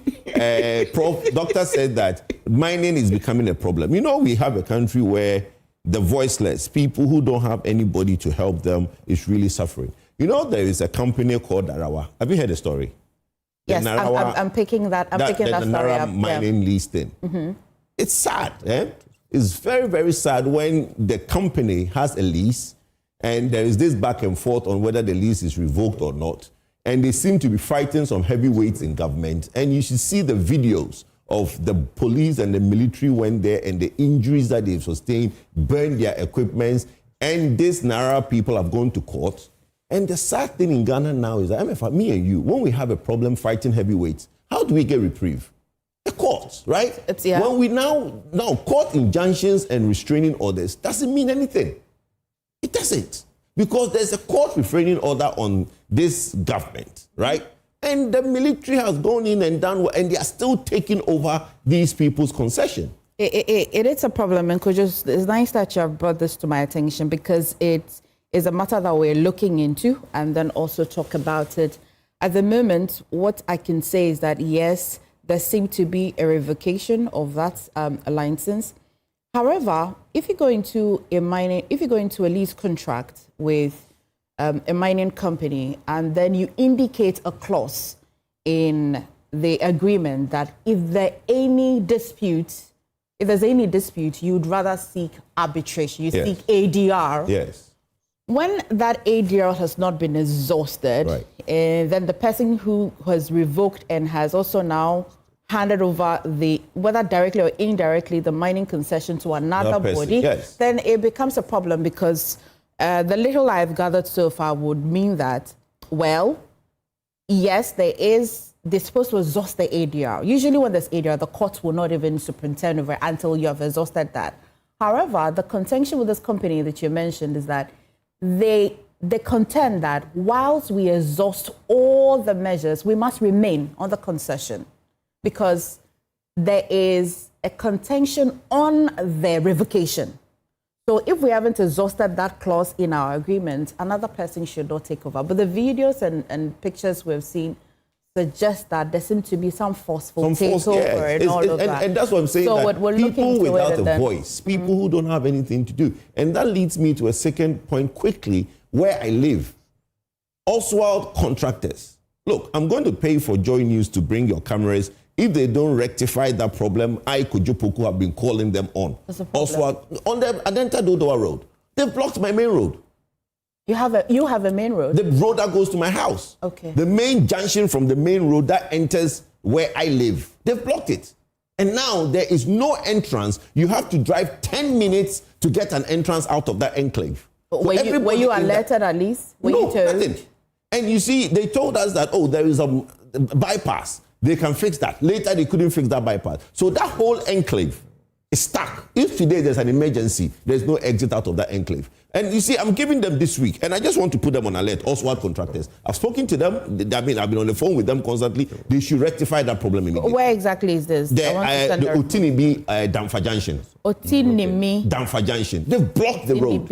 And you know the funny thing they've done? They've done the culvert. They've blocked the road to do the culvert. Only 3 people. And that is why I'm saying so that. So where do you use now? I have to drive 10 minutes down the road to the toll booth and come back in to where I live. Is it the case that they can actually still continue with the construction without blocking? Even if, my point, this was done last week, I would have thought there would have been some level of urgency to quickly construct it and put it back, right? They've done it, and they've done the culvert halfway, and there were only 3 people working there as of 3 days ago. 3 people. That's what I'm saying, that the Minister of Roads and Highway, he's going to have a shock of his life. Why? Because most of the contracts, he himself has been complaining. Most of the contracts that he's given, the contractors don't have the capacity. So what I'll do, Kojo, because you have mentioned the area, and of course, the only person that live in that area will send a report. I'm not the only person that lives in there. And I'm saying that, of course, because you can afford to pay for cameras to come, but because it's a community thing. Because it's a communal thing, we'll send the report. I'm setting my editor. Please do. And let them call me and I'll show them around. You'll be our eyewitness. I'll be your eyewitness in that area. I beg you. Rose Minister is your friend. Go and tell him that Abuja is not my friend. Please, let's move on. Oh, he's not my friend. That's fine. With this, Narawa money issue, I think President should put his feet down and then make sure you talk to people who are closer to power so that they don't destroy the achievement that is taken. Ghana is on the good path, but some of these things can destroy everything. Are you getting it? Yeah. So I am of the view that President must come in and then speak to the issue. In fact, I would not like to mention names here today. Yeah, well, we're going through the editorial process. Because we have to establish the facts well. Yes, we have to establish the facts well and then make sure we deal with it. But in the meantime, I will appeal that, we can always, if we need this water, we can get it. But the way you get it will determine whether you are going to face some consequences or not. Are you getting it? Yes, you can lobby and get the water, all right. But if you want to take the water forcefully, people hit back. So they need to be extra careful about that. Yeah, it seemed to be a tension that is brewing, and so I hope it doesn't get. We've seen some videos and pictures that are not looking good at all, like real. No, there are real injuries. Injuries and all of that. Like that's not good. I learned a police officer was shot by the military. No, there was some kind of banter, and then they reported the case, and then the police who came there had a banter with the military and the national security people, the acclaimed national security people. And then this happened. Don't worry. Looks like a matter that we'll be quite interested in to follow. We'll follow it through to the latter. Anyway, Honorable, this one, everything okay? The new something in your mind? You don't necessarily have to comment on that. No, for me, I think that, let me say good morning to you and good morning to the wonderful panels you always have. I don't know, I'm a bit curious how that paper landed in the hands of Kojo. Which one? The spider? The spider. I'm a bit curious how that particular headline landed. You actually passed it. I gave you one job. You passed it. Today we had a little Have you noticed that always has been revealed that you passed it. I'm sitting here at the end. It was given to you. The curiosity to be yourself. You passed it to me. As you asking dog, why? Because but I don't even know. Have you noticed that he has been reviewed this particular paper? But somebody just sent me a message that the list woman, his father-in-law is Abadapi, so he's NDC related. Somebody just sent me a message. I didn't know that his father-in-law. That's father-in-law. We have a lot of father-in-laws. Dan Abadapi. Yeah, we have maybe I could be the sisters, brothers, cousins, and all of that. NDC person? I know her very well. His association. His association. I'm just telling you what somebody sent me. No, that's the thing. There's a little challenge. Somebody is on the floor. Yes, I'm on the floor. Okay, sorry. Go on. To clear this thing. You want him to implicate us, right? Because if I've stopped you, you want to. You are done with that paper. Because you are done with that paper. And at least I know it's more persistent. Thank you, though. So from Atiavi, I go to Atiavi. Yes. But when you go to Atiavi, not all the Atiavi people are NDC. We have MPP there. We have CPP. No, we even there. have. That is actually Even here, different. in this country, What they put there is misleading. No, in this country, All right, country. that's it. The newspaper headline. No, but Dog, you're doing a good job. Flip it. Even that, Send it in this back. country, we have NDC national executive married to our MPP executive. Is that not it? So now you can talk about So DFA. it's there. But I think that let me, having greeted you and the people sorry, I just want to use your platform again, under your permission, to express my condolences to two families. My MC lost his official driver Sunday, very sadly, and also we lost our father, Banyina Beku. I think that he's an Iroko tree that fell on Sunday as well. So I extend my condolences to both families. But the issue about mining here, I think that we have been placed at a point that we need to do things right.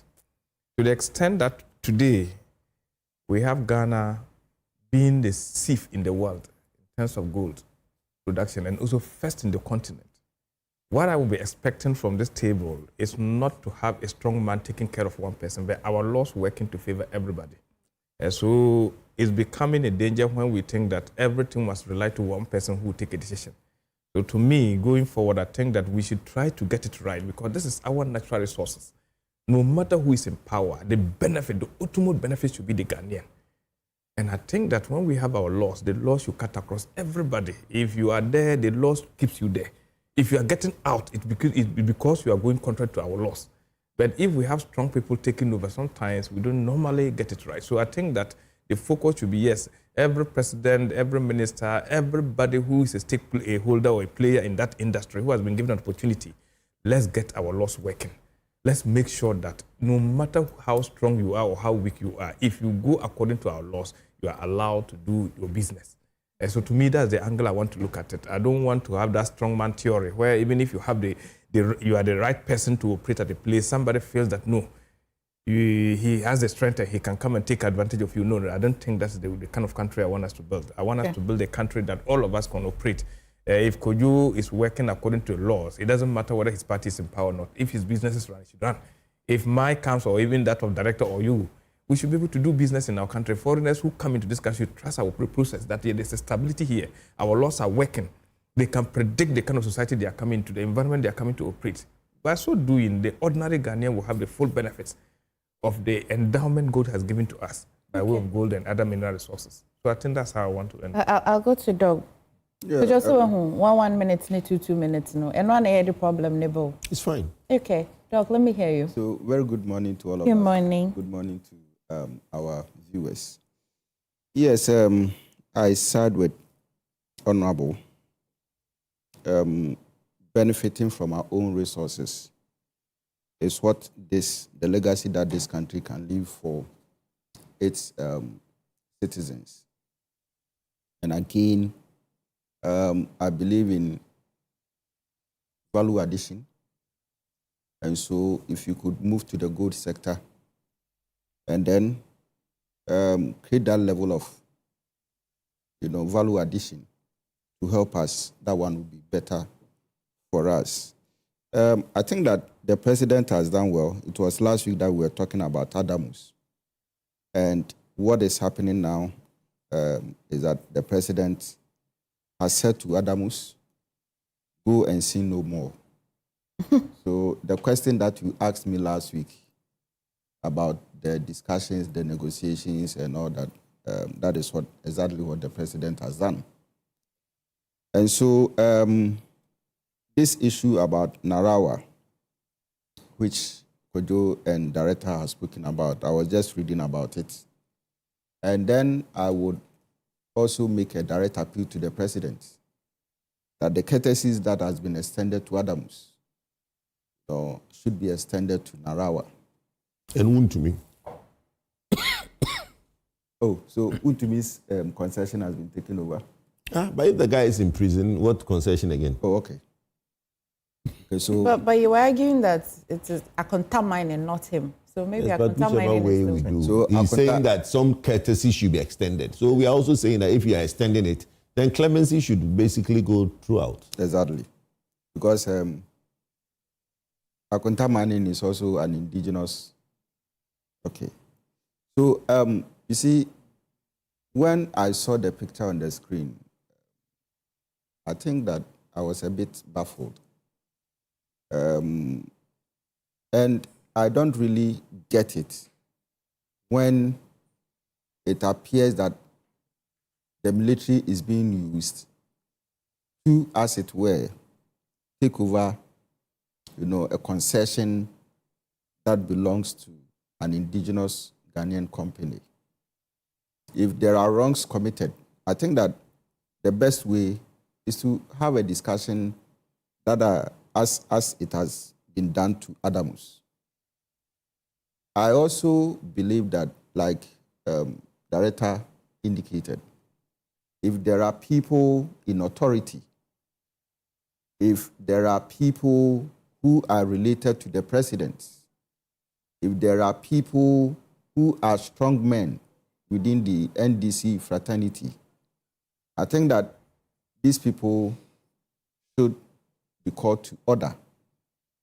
Because, you see, I realize that the president is doing everything humanly, to leave a legacy for himself and for this country. So it wouldn't be good that people who feel so strong within his party Well, you're doing only 1 minute, though. It's like you're doing 5 minutes. Okay, so I'll land. Will undermine, the efforts of the president. People who are within his relational networks would also undermine him. And it shouldn't work like that. I mean, if anybody is involved in this and is using that kind of power, the person should refrain from such behavior because it is not good for Ghana.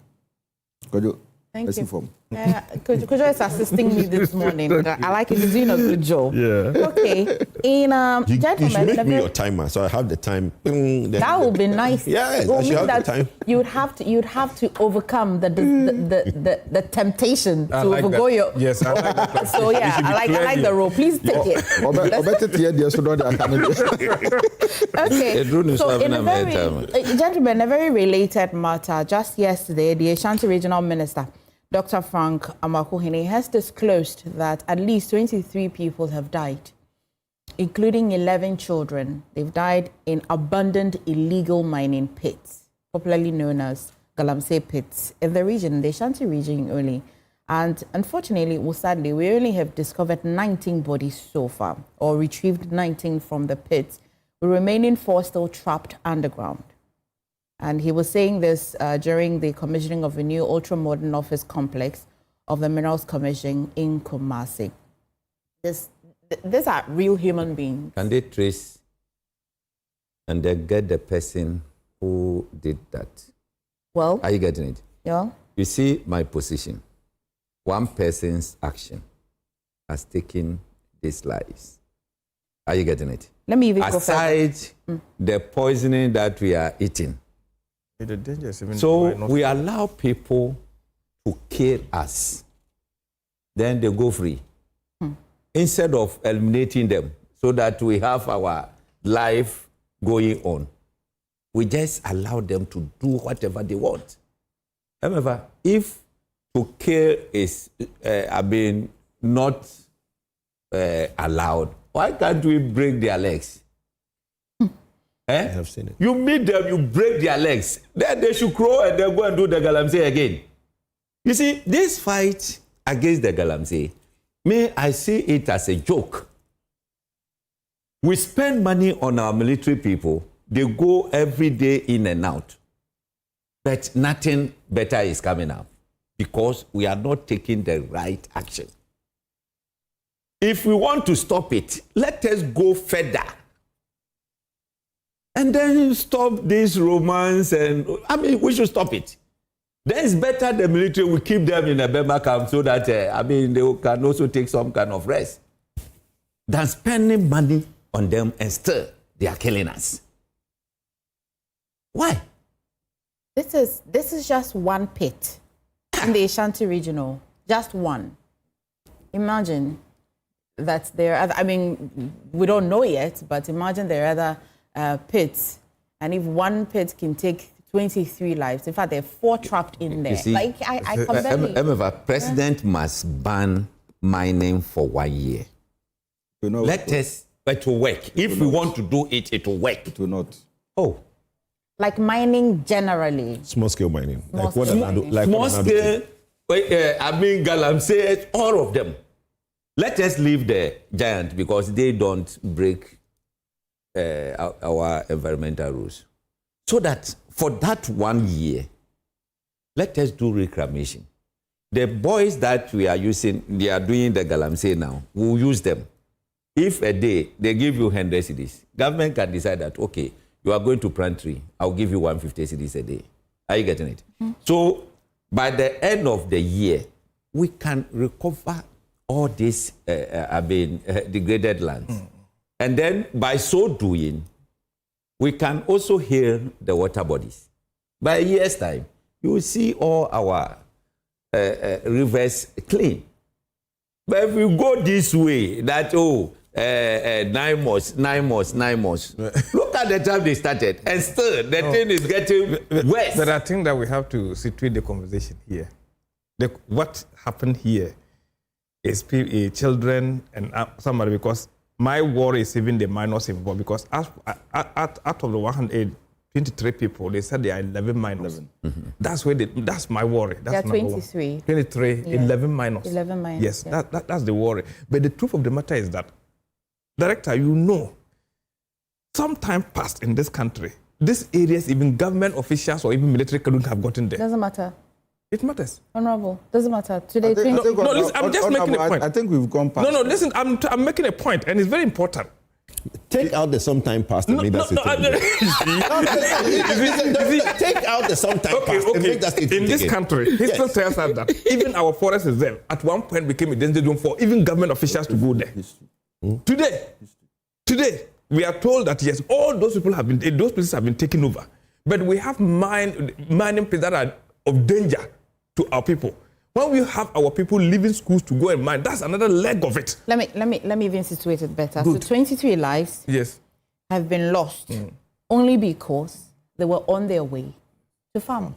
Yes, exactly. So this is a different context to children not wanting to stay in classroom or young people not wanting to get other jobs and going to mine. Yes. These are people who do not even engage, per the report, in illegal mining. They are just going to look for their daily bread. Farm. So you see, so the harm has been caused already.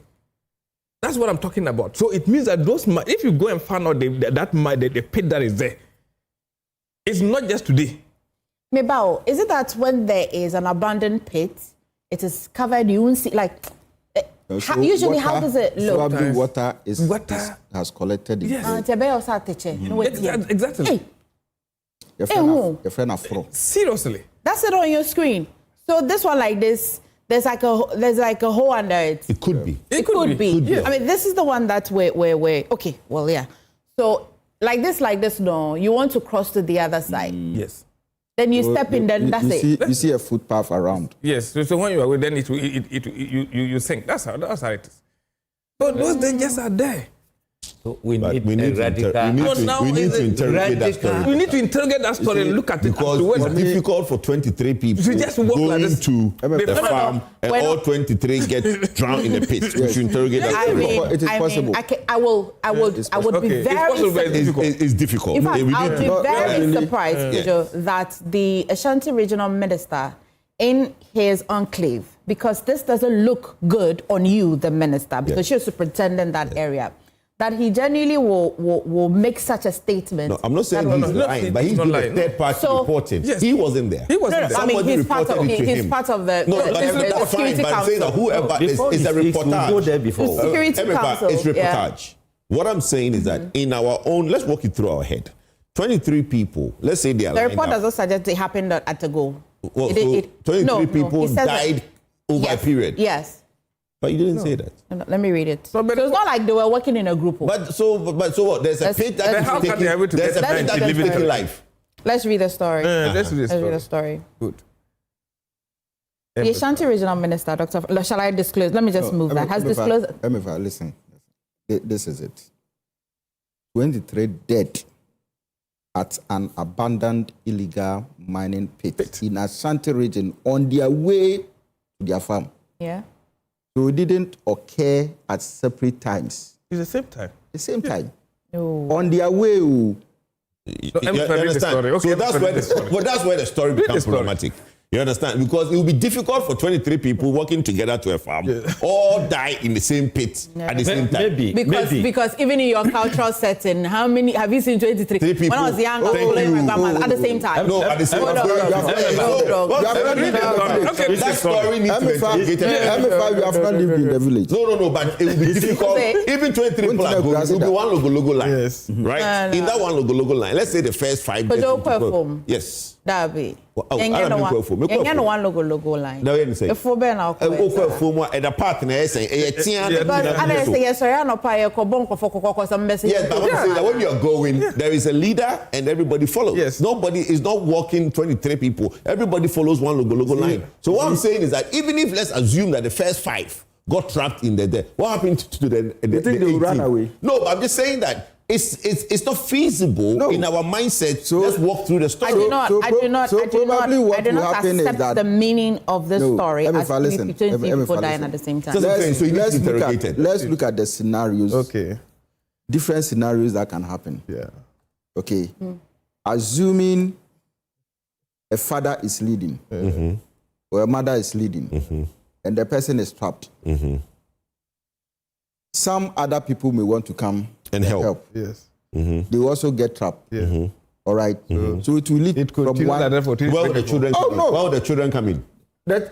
No. So we can paint another story too. Can we discuss why we came here? It's very important. This conversation. It's important, but we don't have all the details. I suspect something. We don't have all the details. We are doing conjecture. Maybe a family of maybe 3, 8, 10 different families.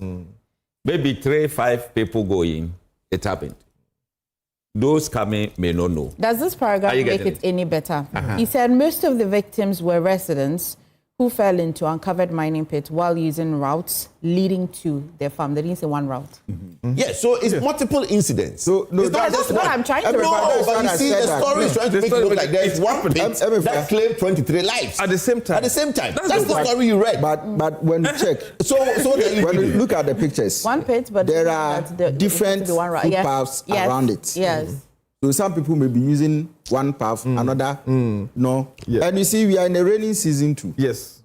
So if it rains and the grounds get so soft, all right, it is easy for people within a space of time going into farm using different paths to fall as victims. Yeah. So those possibilities are there. Is it that understanding because we showed this pit, it means that it is one word? No, we're showing how an uncovered pit looks like. We know it's not the same pit. But the Ashanti, my understanding of the Ashanti Regional Minister's report will mean that uncovered or unburdened illegal mining pit has taken the Ashanti region. Yes. Has claimed 23 lives. So far, they've recovered what? 19, and they cannot recover 4. Yes. You see? Yeah, so it's not a particular It's not a particular day, so it means that it's a recurrent thing. But let me ask. Yes. Particular pit, 100 pits, does it make any difference? No. Think about it. I understand because you're concerned that the story could be sinister, but think about it. That one particular pit, 100 pits, but the lives are the same. Exactly. We don't even want to lose a single life. About pits. It does. Same kind of story. It does. It does. Pachamunti. In one of these African countries, I'm told that the dumping site also took lives of 30 people. And I make up pit na Tino S number. Then it's my phonetics. Very strong one. Very strong. Most of these victims were residents who fell into uncovered mining pits. Okay. Yeah. While using routes leading to their farms. Okay. Yes. Shall we now discuss it? The 23 now you are sounding like a proper boutique.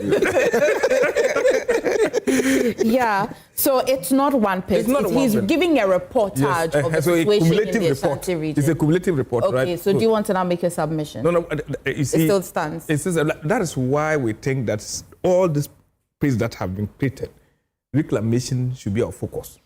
Very important. Yeah, he says They're calling on Very important. stakeholders to Yes, help with the reclamation should be our focus. But it's expensive. No, expensive. But Hobson says that, how about you stop someone will mining go for and what? destroy it. No, you see, then we use our taxes to go and do. Emefa, the point is that they said abandoned pits. Yes, you don't know when. So it the was people have abandoned. left. Yes. And now we are still losing lives.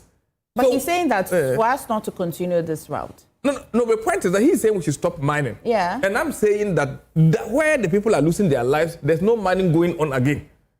They've been abandoned, they've left. We can't confirm this. No, but that's what it is. That's the report. We are But all illegal talking mining is we are still talking about the report. When we try saying that it happened at the same time, you but said no. illegal mining is still happening. No, that's the crux of his For that one, I have no issue. No, he is going on a tangent where we said that let's shoot and kill. That debate has not been today. And I think we've spoken about this time with that number. He's thinking that we are. So what's your recommendation to avoid? These are 20 human I beings. think that we should be very aggressive in terms of reclamation. What kind of in terms of reclamation? Yes, we should be very aggressive. Does that not encourage more illegal? No. That's not, because the effort generally is to make sure that we stop people who are doing things illegally. And so far we've seen that effort. People have been in prison because of that. Companies are suffering because of this. Is that not? Isn't my understanding that if we reclaim these parts that the Ashanti Region manager is concerned about, we won't get illegal mining happening anymore? No. Because that's what I started. I started from giving a history, a perspective that at one point in time, the forces that we even have, we couldn't have gone there to even fight the people because they were so strong and armed that it was a danger for us to go. Today, we've taken them out of those areas. What we need to do is to make sure that we reclaim the lands. That's what it is. So, and I think that it seems that individuals are stronger than the state. Yes. When it comes to this Galamsey issue, are you getting it? But it should not happen. The state must be stronger than individuals. But this time around, the state show resilience. So if killing is a problem, why can't I say let's use the killing is not the problem, but the action of illegal mining is killing, isn't it the same? No, that's right. Dog, I'm coming to you. Somebody send me a message. He doesn't even understand what we are discussing. Yes. What are we discussing? Yes. The person should tell the person should watch. Maybe on the phone So the Ashanti, who's the first thing? I want to address the person directly. What are we addressing? We're addressing. What are we discussing? So we talked about mining and the power play that's coming into mining. In a related matter, Ashanti Region is reporting that abandoned illegal mining pits have claimed 23 lives. Yes. A number of them, 11. We're looking for what you don't want to discuss. This is not worth discussing. What are we discussing? It brings to bear illegal mining. It brings to bear reclamation. Illegal mining in the other topics that we have. Which other topic? Don't you have two mining topics that Which one on are the these? table? Which one are these? You table them. Well, you're asking me. Yeah, because it's as if we're having two different. What's your No, you which table. You table two conversations. So. No, I'm not saying. I like it. No, I'm just saying that. Look, you've tabled two mining conversations. Yes. We can situate that illegal mining in those two documents. Which other mining? The two conversations that which one is this? tabled. I'm giving the opportunity to say. Don't worry. Which one is that? The extortion. Which one? There is the. What are the topics for today? Extortion, and then Samijan feasting. Then Iran war, giving Bank of Ghana some little headache. Middle East tensions. Yeah. Okay. So you are saying that you can't situate any of that with the illegal mining? Maybe you can help me. That's you're my assistant today. I can't see how I can put Middle East tensions. That's fine because it looks like we are going back and forth on pits. No. For me, no, which I don't because get it's a human interest conversation. And many times we have tabled conversations here. We've had breaking news. We'll cross over. It's unintended, but it's very important. That's why we're discussing it. Okay. Do you understand? Into this person, well, I don't know. And our crown is all been discussed. No, that's fine. Okay, let me hear though. So you see, Emefa, my concern is how we can identify some of these abandoned pits, and then probably make that effort, to restore that environment so that it doesn't put people under such risk. But I also think that, you see, this whole issue about Galamsey will not, our inability to fight Galamsey, all right, will not allow some of these discussions, the discussion we are having now, with regards to the way forward. We can't prevent it. Because once you attempt covering one, another will emerge somewhere. It will create a similar problem. All right. So I see that in as much as we want to find a solution, and then prevent people from dying, people in deprived areas like this, what probably we should do is to combine it with the total fight for Galamsey, or against Galamsey. And Emefa, for a long time, we are not seeing our way through. I mean, the recent happenings for me suggest to me that, look, if you are not careful, that's why I was telling director that we can't fight Galamsey. The fight is becoming a bit complex, especially when Ghana believes that that is what is sustaining the economy now. When Ghana believes that if we abandon Galamsey, we will fall short of the volumes we are getting from gold. And that probably would mean some kind of a problem or something for this country. And so, look, it is becoming a bit dicey. And on my part, I believe that if governments want to fight Galamsey, all right, it goes beyond the instructions given to NIMOS. It goes beyond that. It goes beyond the instructions given to the Blue Water guys. I think that even in their case, it is even getting worse because we hear that some of them are even compromising with the Galamseyers, and others are also getting pregnant. The female within them, they are getting pregnant. All right. And so when it gets to that point, then the people who are at the forefront of this fight have compromised their positions. So how would anybody be in that position to fight it? Recently, in Konongo, my second hometown, where I lived almost all my life, look, Konongo has come to the picture, and the chiefs and the chief priests went to pour libation to bring curses on the people who are involved in Galamsey. And if you look at the devastation, the damages that Galamsey has caused in Konongo and in Udumasi, where even a pregnant woman got up early in the morning, was going to ease herself, only to fall into a pit and die. Yeah, I recall we brought that story. Yeah. Yes. And in recent times, there was another incident in there, the same place, which suggests to me that, look, people have dug underground, and at a point in time, the slightest movement would cause calamities. All right? And we sit and we want to exchange economy with lives. Maybe it is understandable. Because if you don't bring in the money, people will not eat. They will still die. All right? But it is also becoming a problem when you see humanity, losing their lives just at the expense of someone's, how do you call it, selfish interest. All right? And I think that we cannot continue in this direction. We need to come up. You see, I sat with the director at all fronts. You see, if people don't value other people's lives, then those individuals, their lives should not equally be valued. All right? And you get to a place, between Enyinem and Nkoko. What kind of life is this? Terrible. Have you seen the Kwajo Chrome? This in the railway? Yes. You see, was it last week? The chiefs in Achim had to go to Brim to pour libation because they are saying that too many accidents happening around. There's a particular bridge there. There's always fatal accident there. And I was watching the video and seeing the color of the brim where they are pouring the libation. And I was asking myself, does the gods still live in here? They've run away. That water. Would a God that values its own life live in that water?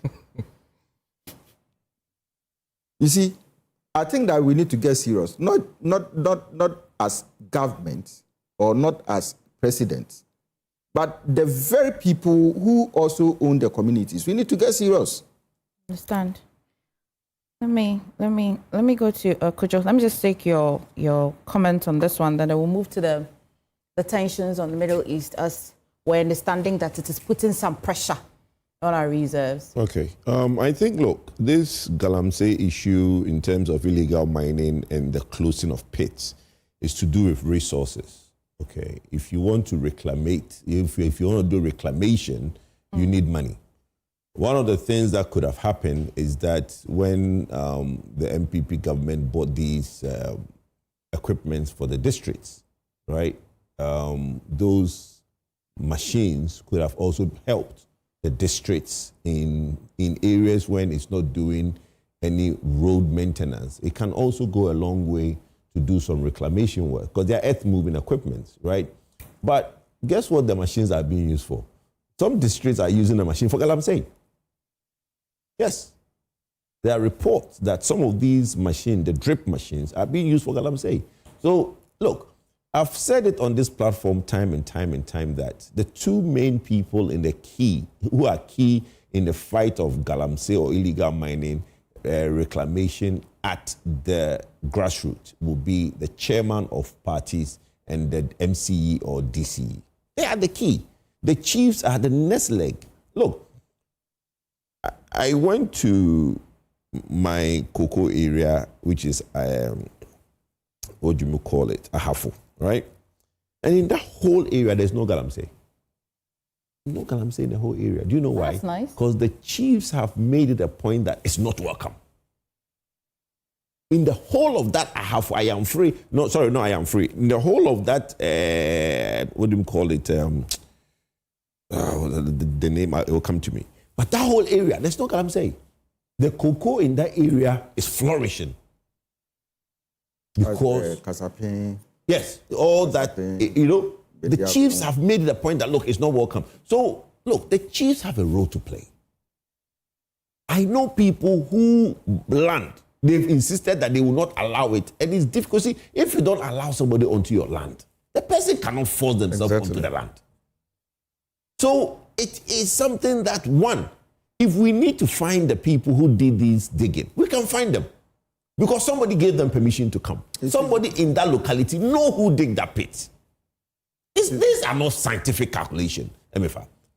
It's just that it is the reluctance of the people to do the right thing. The compromises that has happened between the party chairman and the MMDCs. That's where the problem sits. What's an honest comment on this? Do we think genuinely, regardless of which party comes to power, can we really, really fight illegal mining? Yes, because the solution, let me tell you what the solution is. You see, there is an illegal mining. Illegal mining is like armed robbery, right? People who are doing something illegal, that one, you can't stop it. But you see, the energy the boys have to mine, you can redirect that energy. It's like going to an area and kicking people off the pavement without providing a market for them to go into. They'll come back to the pavements.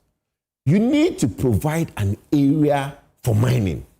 And 4 or 5 years ago, the Mineral Commission boss came and said that the reason they can't give out these small mining concessions is because there is no reconnaissance, no exploratory, nothing done.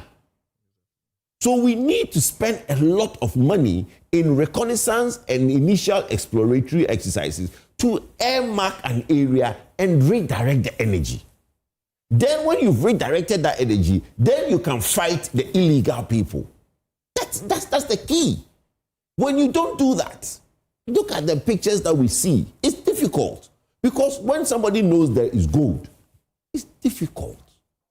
And you see, Galamsey is not new. It's been going on for over 100 years in this country. The difference is the machinery that is used, which makes it very easier to fight because somebody cannot just move an excavator without proper, we've been told that we are going to track these excavators or excavate. So are we telling us that in 18 months, the excavators who have been tracked or not tracked are still doing illegal mining? We don't know where they are. Why was I under the impression that it is champagne that is used for illegal mining? No, the champagne only washes the dirt. The excavator digs the dirt. Yes, there are two things. One goes hand in hand. When you dig the dirt, you need to wash it. So if the dirt is not dished, if not digged, and this massive destruction is done because of the machinery.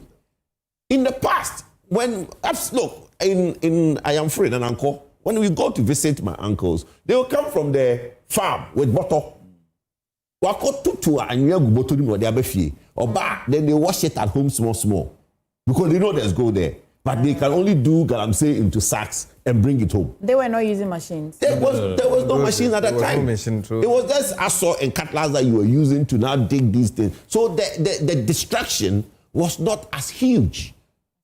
So it's the main cause, it's the machinery. But it is now the biggest business. I've said this story here, that a lawyer went into the mining areas because one of the guys who bring these machines in, an Indian guy, right, now had confiscated machines belonging to his client. He wanted to threaten the Indian guy. Well, the Indian guy now called his blah, and said, look, we can't do anything for you if I show. When he showed the lawyer his partner, I've said it on this platform, if I mention the name of the partner, I will not leave this platform. I will not leave this office. Why? The national security will be waiting for me outside. I'm telling you. Try. I will not. I want to go home. I want to report that story. I dare you. I don't dare you. I'm too savvy. I'm more savvy than that. So it means the partner, it started long ago. I'm telling you that this particular partner who partnered the Indian guy to import everything was fine until you told the story. Who partners this Indian guy? This particular partner who partnered this Indian guy to bring these excavators into Ghana. If I mention his name today, by the time we finish this show, BNI will be waiting for me. I don't believe it. I want to go home. Let's go to the topic. I believe whatever he's saying. The story or the BNI. Yeah, I mean the big partner. That one, I believe. Yes, I believe. But it's not new. It can never be new. No. Listen, it's not new. So even if he said that story, I mentioned the name 3 years ago, still BNI will pick him up for it. For that one, BNI picking him there is something. But what I'm saying is that the partners here, I know. You see, when people get power, everybody want to break through. Okay. So whichever means, are you getting it? I knew former appointees who brought Chinese people in to do galamsey. So the man is but because present. I'm coming on.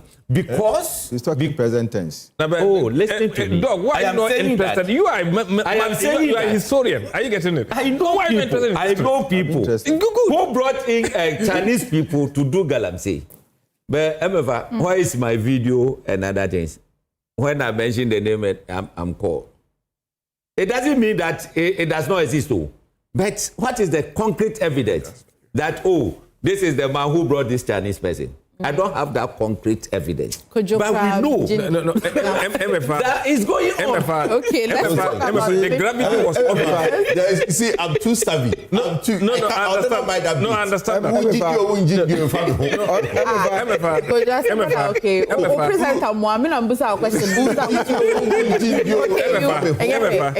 The gravity of this was too obvious to the extent that if you have somebody like Professor Primfo going on the street complaining, you can imagine what we are into.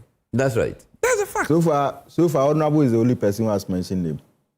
No, I'm just telling somebody who brought a document, which is a public document. Yes. He was on the street complaining. And that's how I report. The director decided not to mention him. Most of them are in the report. Report what is report. You people should push president that he directed that the Attorney General should investigate. He should go for the report and then investigate. What is? What is happening? Narawa, let me establish that point. Director didn't mention him. Did you mention him? So I asked him. Did you mention him? I asked him, do you have name? He said for now, he wants to keep quiet. I mentioned the company name, but did it, but the two people... When he was making his presentation, you see, in the same way, Kojo also wants to go home. No, Kojo, okay. Thinking that there's something happening. Nothing is happening. This today, all four of you want to be very cynical. Let's go to the Middle East matter. Just tell me whether I will go home or I won't go home. Would I go home or I won't go home? Would I go home or I won't go home? If I tell me, will I go home or I won't go home? I refuse to discuss Kojo and I's text messages on air. Even him seeing the name, he refused to discuss. You didn't see any name. I didn't see name. I said, no. Anyway, let's talk about the Middle East. You see? Kojo, so we woke up to this story. And when I started reading the story, I thought we should be worried. Then somewhere in the middle of the story, the governor assures that, well, the dip didn't come as a surprise because of the measures they are taking. But just to situate the conversation, the data released by Bank of Ghana Governor Dr. Johnson Isiamwa has provided some sort of quantitative outlook of how our external geopolitical shocks can translate into directly our domestic financial pressures. This is the 1.2 billion drawn down. Initially, our international reserves were contracted from 14 to 14, a little above 14 billion US dollars. 14.1. Yeah, 14.1. Thank you, Honorable. To now it's 12.9 billion. So that's about 1.2 billion drawdown. First of all, let's go and seek some understanding from the energy experts. What does this mean, first of all, Kujo? Look, Emefa, we all know that, as usual, the NDC in the past did unnecessary politics. And like I always keep saying, thank God, everything they did is come back to bite them. The Middle East problem has happened before, right? Russia and Ukraine. And somebody will tell you, but Russia and Ukraine is still ongoing. When these wars start, the shocks and the problem they bring, after a while, it lingers on, but it's still there. The Israel-Iran-American war has been lingering for about 7 months now. Yeah, I think February. 7 months, yes. Yeah. The president said, it will last less than a week. The American president said it will last less than a week. There's an MOU signed. Still, the war is still going on. There's multiple ceasefires announced. The war is still going on. In fact, now the Iranians have taken an aggressive position that they are going to go on the offensive. They are no longer going to sit back and wait for you to bomb them before they bomb. They're going to start bombing anyway because they don't think the Americans are going to do a deal. So there is crisis in the world. And you see, Ghana is not an island. We are part of the global economy. And the minute these things happen, it affects us. We said this sometime in 2022 and 2023, and nobody in Ghana wanted to listen to it. In fact, the NDC was saying that the bombs are not raining in Ghana. Why is it that it is Ghana that we are affected? And today, the Bank of Ghana governor is telling us that his reserves are dwindling. But it's shocking that that reserves is dwindling because we've heard about GANRAP, where we are being told that under GANRAP, we are going to increase our reserve to 15 months. In fact, we are going to do an extra $9.5 billion in reserve accumulation annually, which will translate in Gold Board buying 3.2 tons weekly. Have you seen the report from Reuters? Yes. The Reuters report, have you guys seen it? No. Reuters is reporting that Gold Board is broke. Oh, is that what to say? Yes. No. They've not been able to pay the buyers of gold for 3 weeks. Not me, Reuters. No, put up the story. Reuters is reporting that Gold Board has not been able to pay buyers for 3 weeks. Gold Board is not paying, it's Bank of Ghana paying. Well, no, Bank of Ghana has pulled out. It's pulled out now. So. Bank of Ghana has pulled out from the Gold Board holds, because now, what Akufo-Addo told us? Effective when? Effective last year. This year, it was in February. No, when they gave the 4.5 billion to Gold Board in December last year, it ended the role of Gold Board in basically with Bank of Ghana. The 4.5 billion that the Ministry of Finance gave to Gold Board as the seed money is for them to now do the GANRAP. The domestic gold purchase program is now being held on their own. So they are to use the 4.5 billion to trade.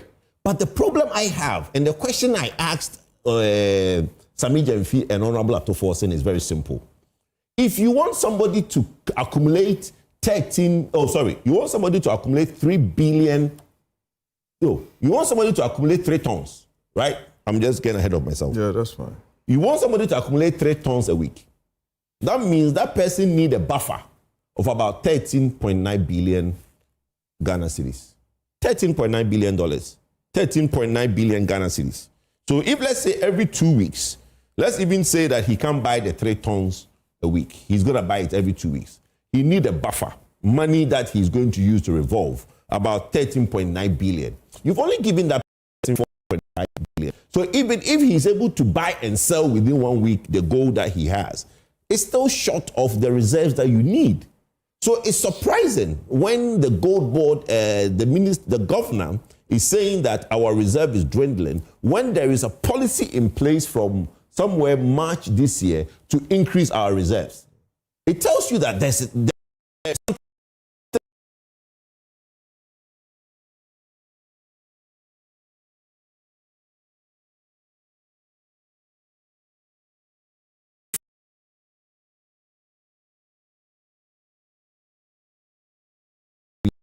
on the line that we are dwindling our reserves because of the problem to the gold board. Gold board is not able to do it. That's for me. That's what I. Yeah, that's for you. Because if the board is able to do it, our reserves is supposed to be increasing because they are supposed to accumulate a certain amount of gold, 3 tons every week, which will accumulate to us having about 9-something billion a year for the target that Akufo-Addo have set the country. If it is dwindling, it goes to show that nothing is being added. And there's something profound that Sami Gyamfi said during his press conference. He said that they have raised about 980-something million within 2-3 months between March and May. If you need about $13 billion every 2 weeks, let's put it in perspective. If you need about 13 billion every 2 weeks to successfully do the gun wrap, but you've been only able to raise about, let's say, 950 or let's say a billion Ghana cedis in 3 months, there is a liquidity problem. There will be. There is, not there will be. There is a liquidity problem because it's not within 3 months. It's a when they announce. The moment they announce, that is the money they raise. Yes, they've raised. And yes, then Bank of Ghana said they should hold on for them to. No, I agree. But it's not the period of 3 months. He gave a list of how much. I actually wrote that thing down. The monies that Sami Gyamfi said that they have raised within that period, I actually noted it down. You know, he said they've raised. You may have to take me back. So you say. Okay, so you because the reports that I know that the arrangement between Gold Board and BOG had officially ended July 1 this year. Yes. And while the raising of capital and the role that BOG, they kind of push the investment officially ended earlier this year in March. But the policy arrangements, the breakaway, was from July 1. But you cited a certain amount that was paid late last year. 4.5 billion. The 4.5 billion Ghana cedis that was given by, because it is even in the Gold Board reports, in their accounting, it's captured as grant. So it was captured in their 2025 accounts. So it was given to them last year by the Ministry of Finance. So the Ministry of Finance has given them the seed money. But the point I'm making is that from Sami Gyamfi's own mouth, he says that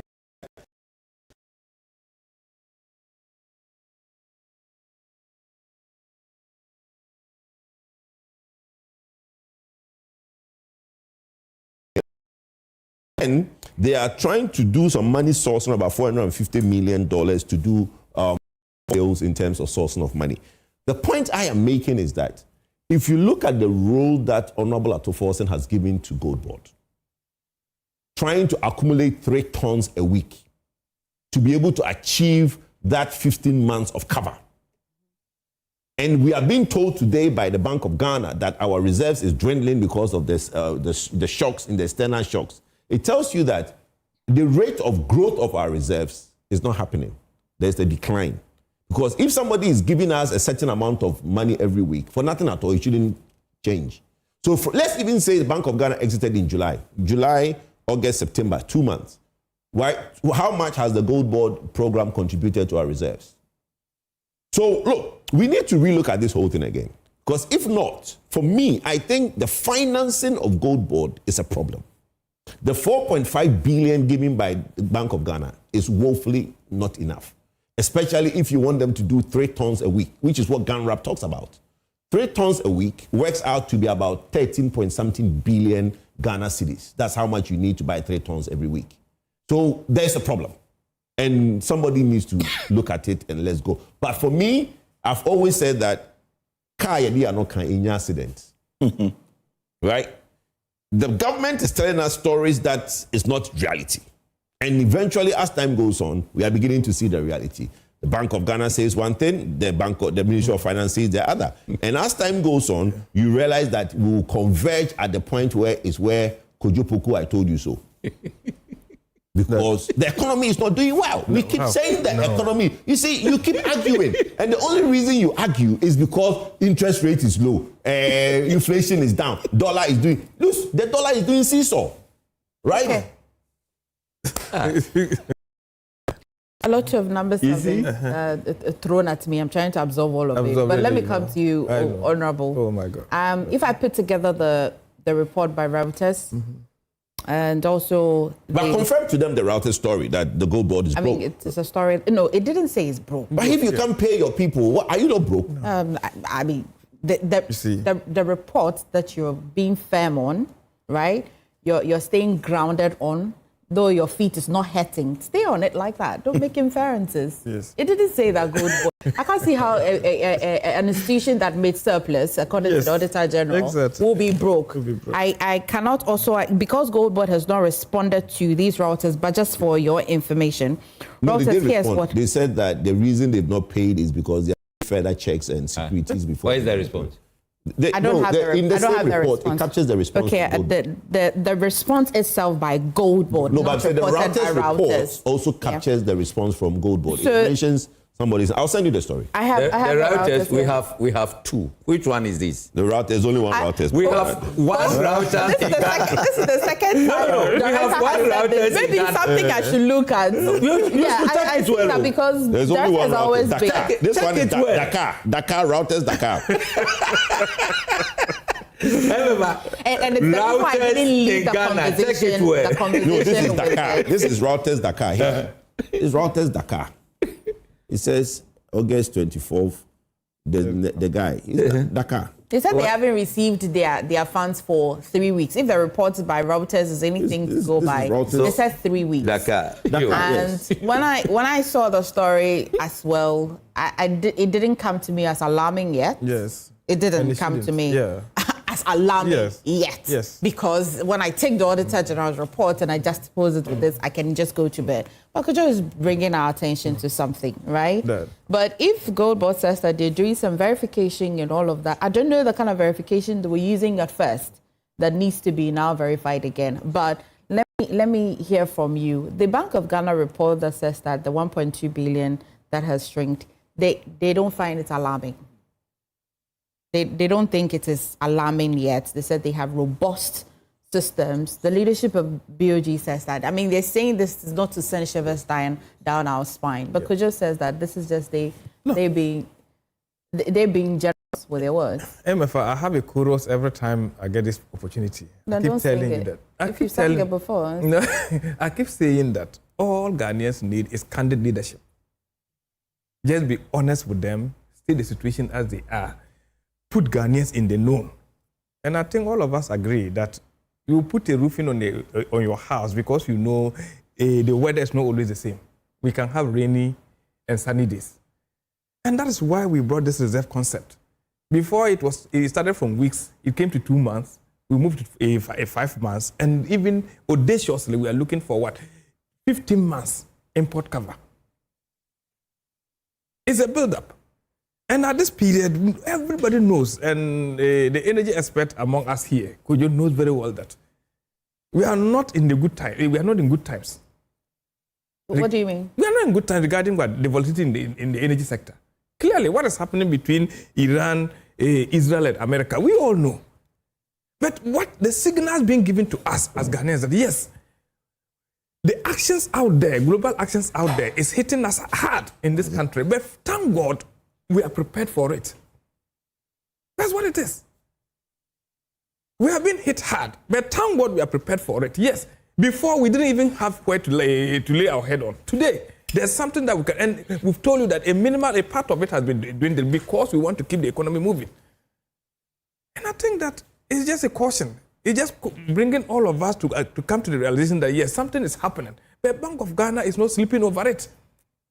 And I'm happy Kojo kept emphasizing on the issue of GANRAP. GANRAP is an audacious policy that was taking place to make sure that yes, we don't just consume everything today. Let's prepare for uncertainties. To the extent that if the world has once again gets a lockup, we can survive for 15 months. That's over a year. And I think But just concerned, if we're not even done with the 15 months import cover and then... No, the 15 months import cover is up to 2028. Yeah. Yes. I agree. And we have good and bad times. When things are good, you build it more. When they are bad, depend on it. That's what it is. When things are good, you build it very strongly. But when they are bad, you don't allow the economy to collapse. And I think that that's actually what even brought the conversation of what the gold board issue here.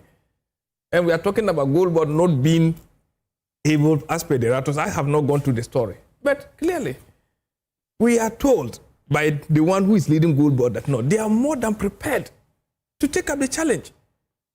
They are finding the adequate capitalization to be able to run their business.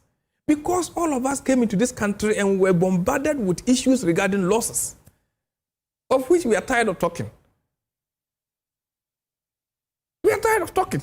But today, they report me, I have gone through the report of IMF. The IMF in nowhere, in the report has not indicated anywhere that gold board is a threat. No. It has not showed how gold board has worked to save the economy of this country. That's what it is.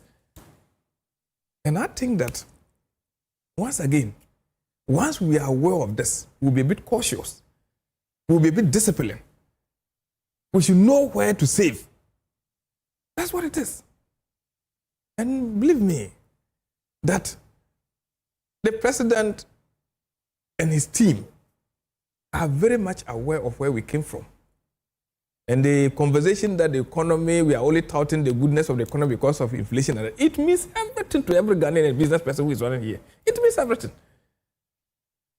And the important thing is that Bank of Ghana has a purpose. The purpose is stability. That's it. That's the ultimate focus of Bank of Ghana. Make sure that there's stability in the country. Okay. Disposable incomes are not eroded. No matter what happened, make sure that you cushion the shocks so that people are not directly affected seriously. That's what it is. And so to me... There's no cause for alarm. No, there's no cause for 1.2 billion has been dwindled, yes. But we will build it up. It will build up. Okay. But today we are having it, we cannot allow the shocks to be so deep set that you cannot even control it. We had a situation in this country, like he said in 2022, I keep repeating this. We were hit so hard to the extent that Bank of Ghana has to do the extra, even go against its own laws to keep the country running. The activities happening at Tor, will it in any way cushion us, especially because as a country we're not importer of... That's another leg of it. I think we've had that discussion a lot. We are talking about the long-term vision, where we think that we shouldn't overdepend. I mean, because we don't want to empanel, put chairs here again and be discussing an impact of some war or tension in some other areas, because some few years ago it was Russia, Ukraine, today it's Middle East. And so with all of the intervention by Tor, for example, if it comes to oil, crude and all of these matters, I'd like to hear from you, because the activities happening at Tor, will it in any way cushion us? Perfectly. It's not even just Tor. Government has gone beyond just looking at Tor, which is a national installation, to Central. Yes. To boost our domestic refineries. That's what it is. To make sure that, the last time you asked me to, I told you that, let's not even focus on prices. Let's focus on stability, affordability, access. You can have the money and yet you'll be queuing at the pumps looking for fuel. Is that not it? Yeah. Today, government is much more interested in making sure that, yes, we have it here. So when the Strait of Hormuz is closed, Ghana will not be closed in terms of running its businesses. No. Okay. So and I think that vision is there and it's broad. The president has shown that goodwill, has shown that commitment to the extent that even for the first time, we are refining our own local crude. Okay. That means everything. Let me hear from Director. So that there's no cause for alarm anywhere. It's just indication. Get aware. Let's get prepared. I remember, I always like to compare to those early days of President Akufo. He would tell you that when they are going to read the budget, he will tell you that tighten your belt because we are going to take the bitter pill. Question to you: do you think that we, as politicians, we should be measured in our discussions when there are issues? Because if you step out today, maybe I won't ask you. Yes. But if you step out right now, and because it's joining and it's on Kokomlimle, this fan of us, somebody stops you and says that, why is it that you want us to accept the impact of Russia-Ukraine war and not accept that? I don't even want to go on that because the point is that the issue about Russia conversation started from what former president, the vice president, Dr. Mahmoud Bawumia. At a point when they even gave indications that we were suffering, then he said, how come that the international stocks would jump all countries and just land in Ghana? That was where the conversation started. So when it came to his time and he's referring to that, we said, no, but you set that standard for us. So let's give it back to you. And we think that the Russian-Ukraine thing has been overflowed for almost 4 years. To the extent that Ukraine itself became so tired that they have to be supporting us with what? Food items in this country. So you'd expect that at some point we shouldn't be discussing the impact of the tensions in the Middle East? No, at some point. That's the belief. Even that's why. That's the belief. It's fine. That's even when the president was even cushioning us with the 2 cedi discount. On the flight today, what did you eat? Chicken or beef? Let's land.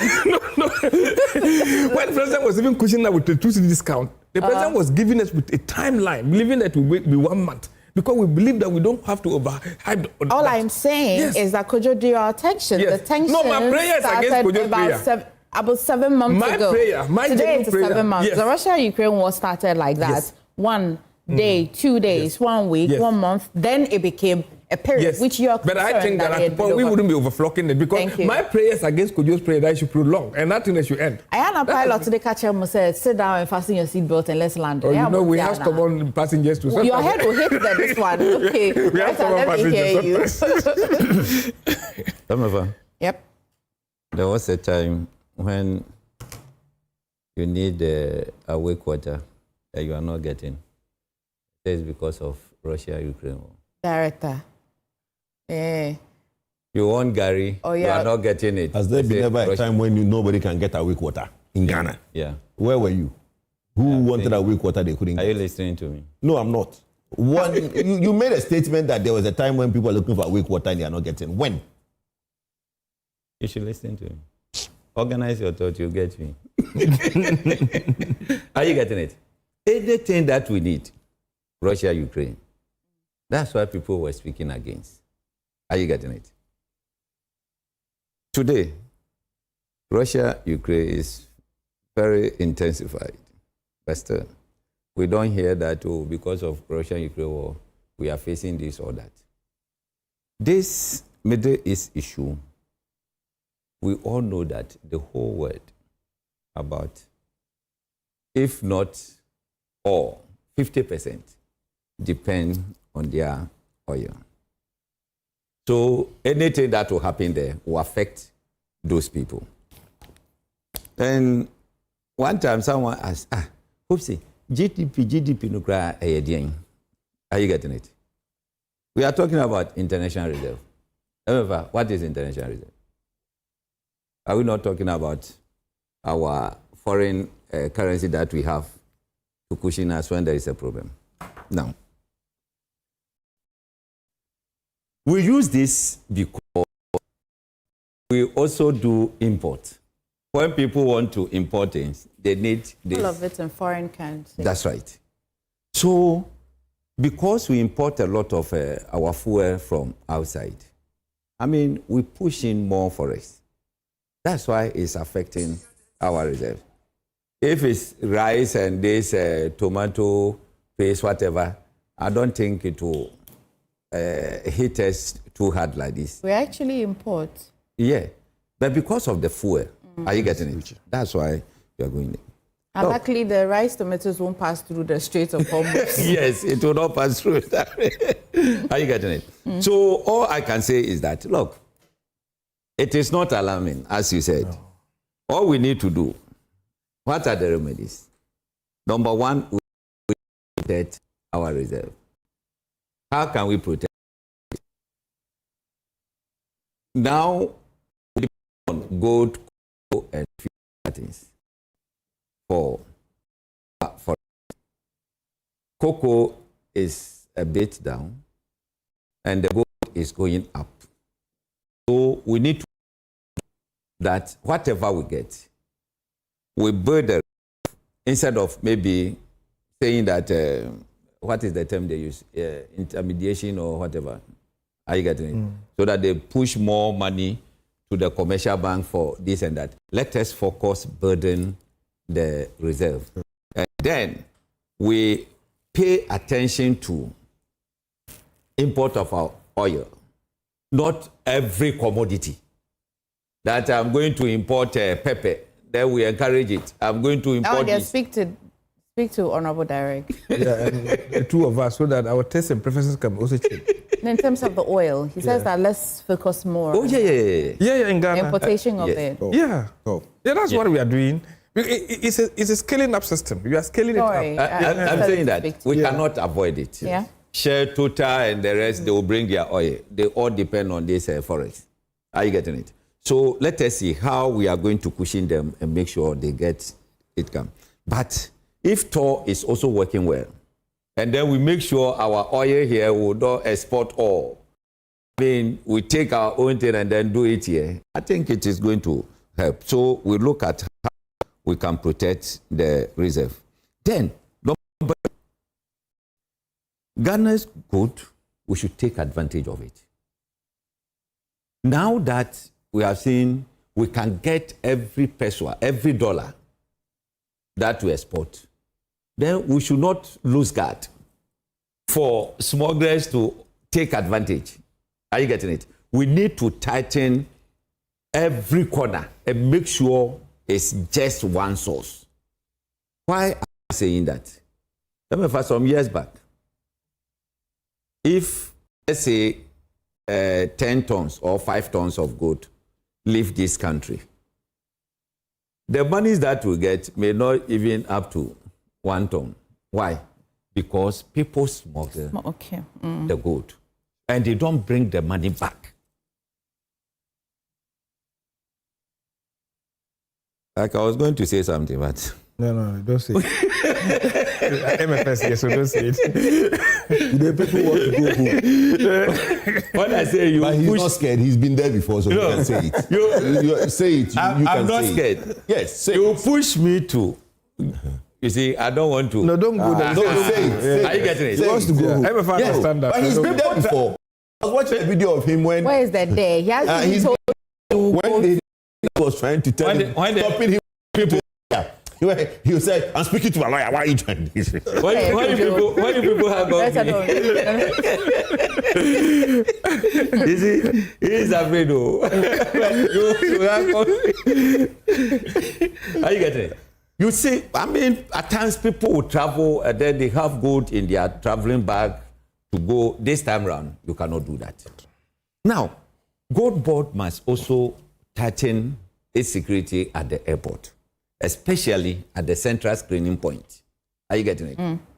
Because for corruption there, we know is in the town. And people can just be tempted to take something and then allow them to go. When I was at the airport, it was something that I was fighting for, and I couldn't get to the end when I left the place. You see, when you get to airport, the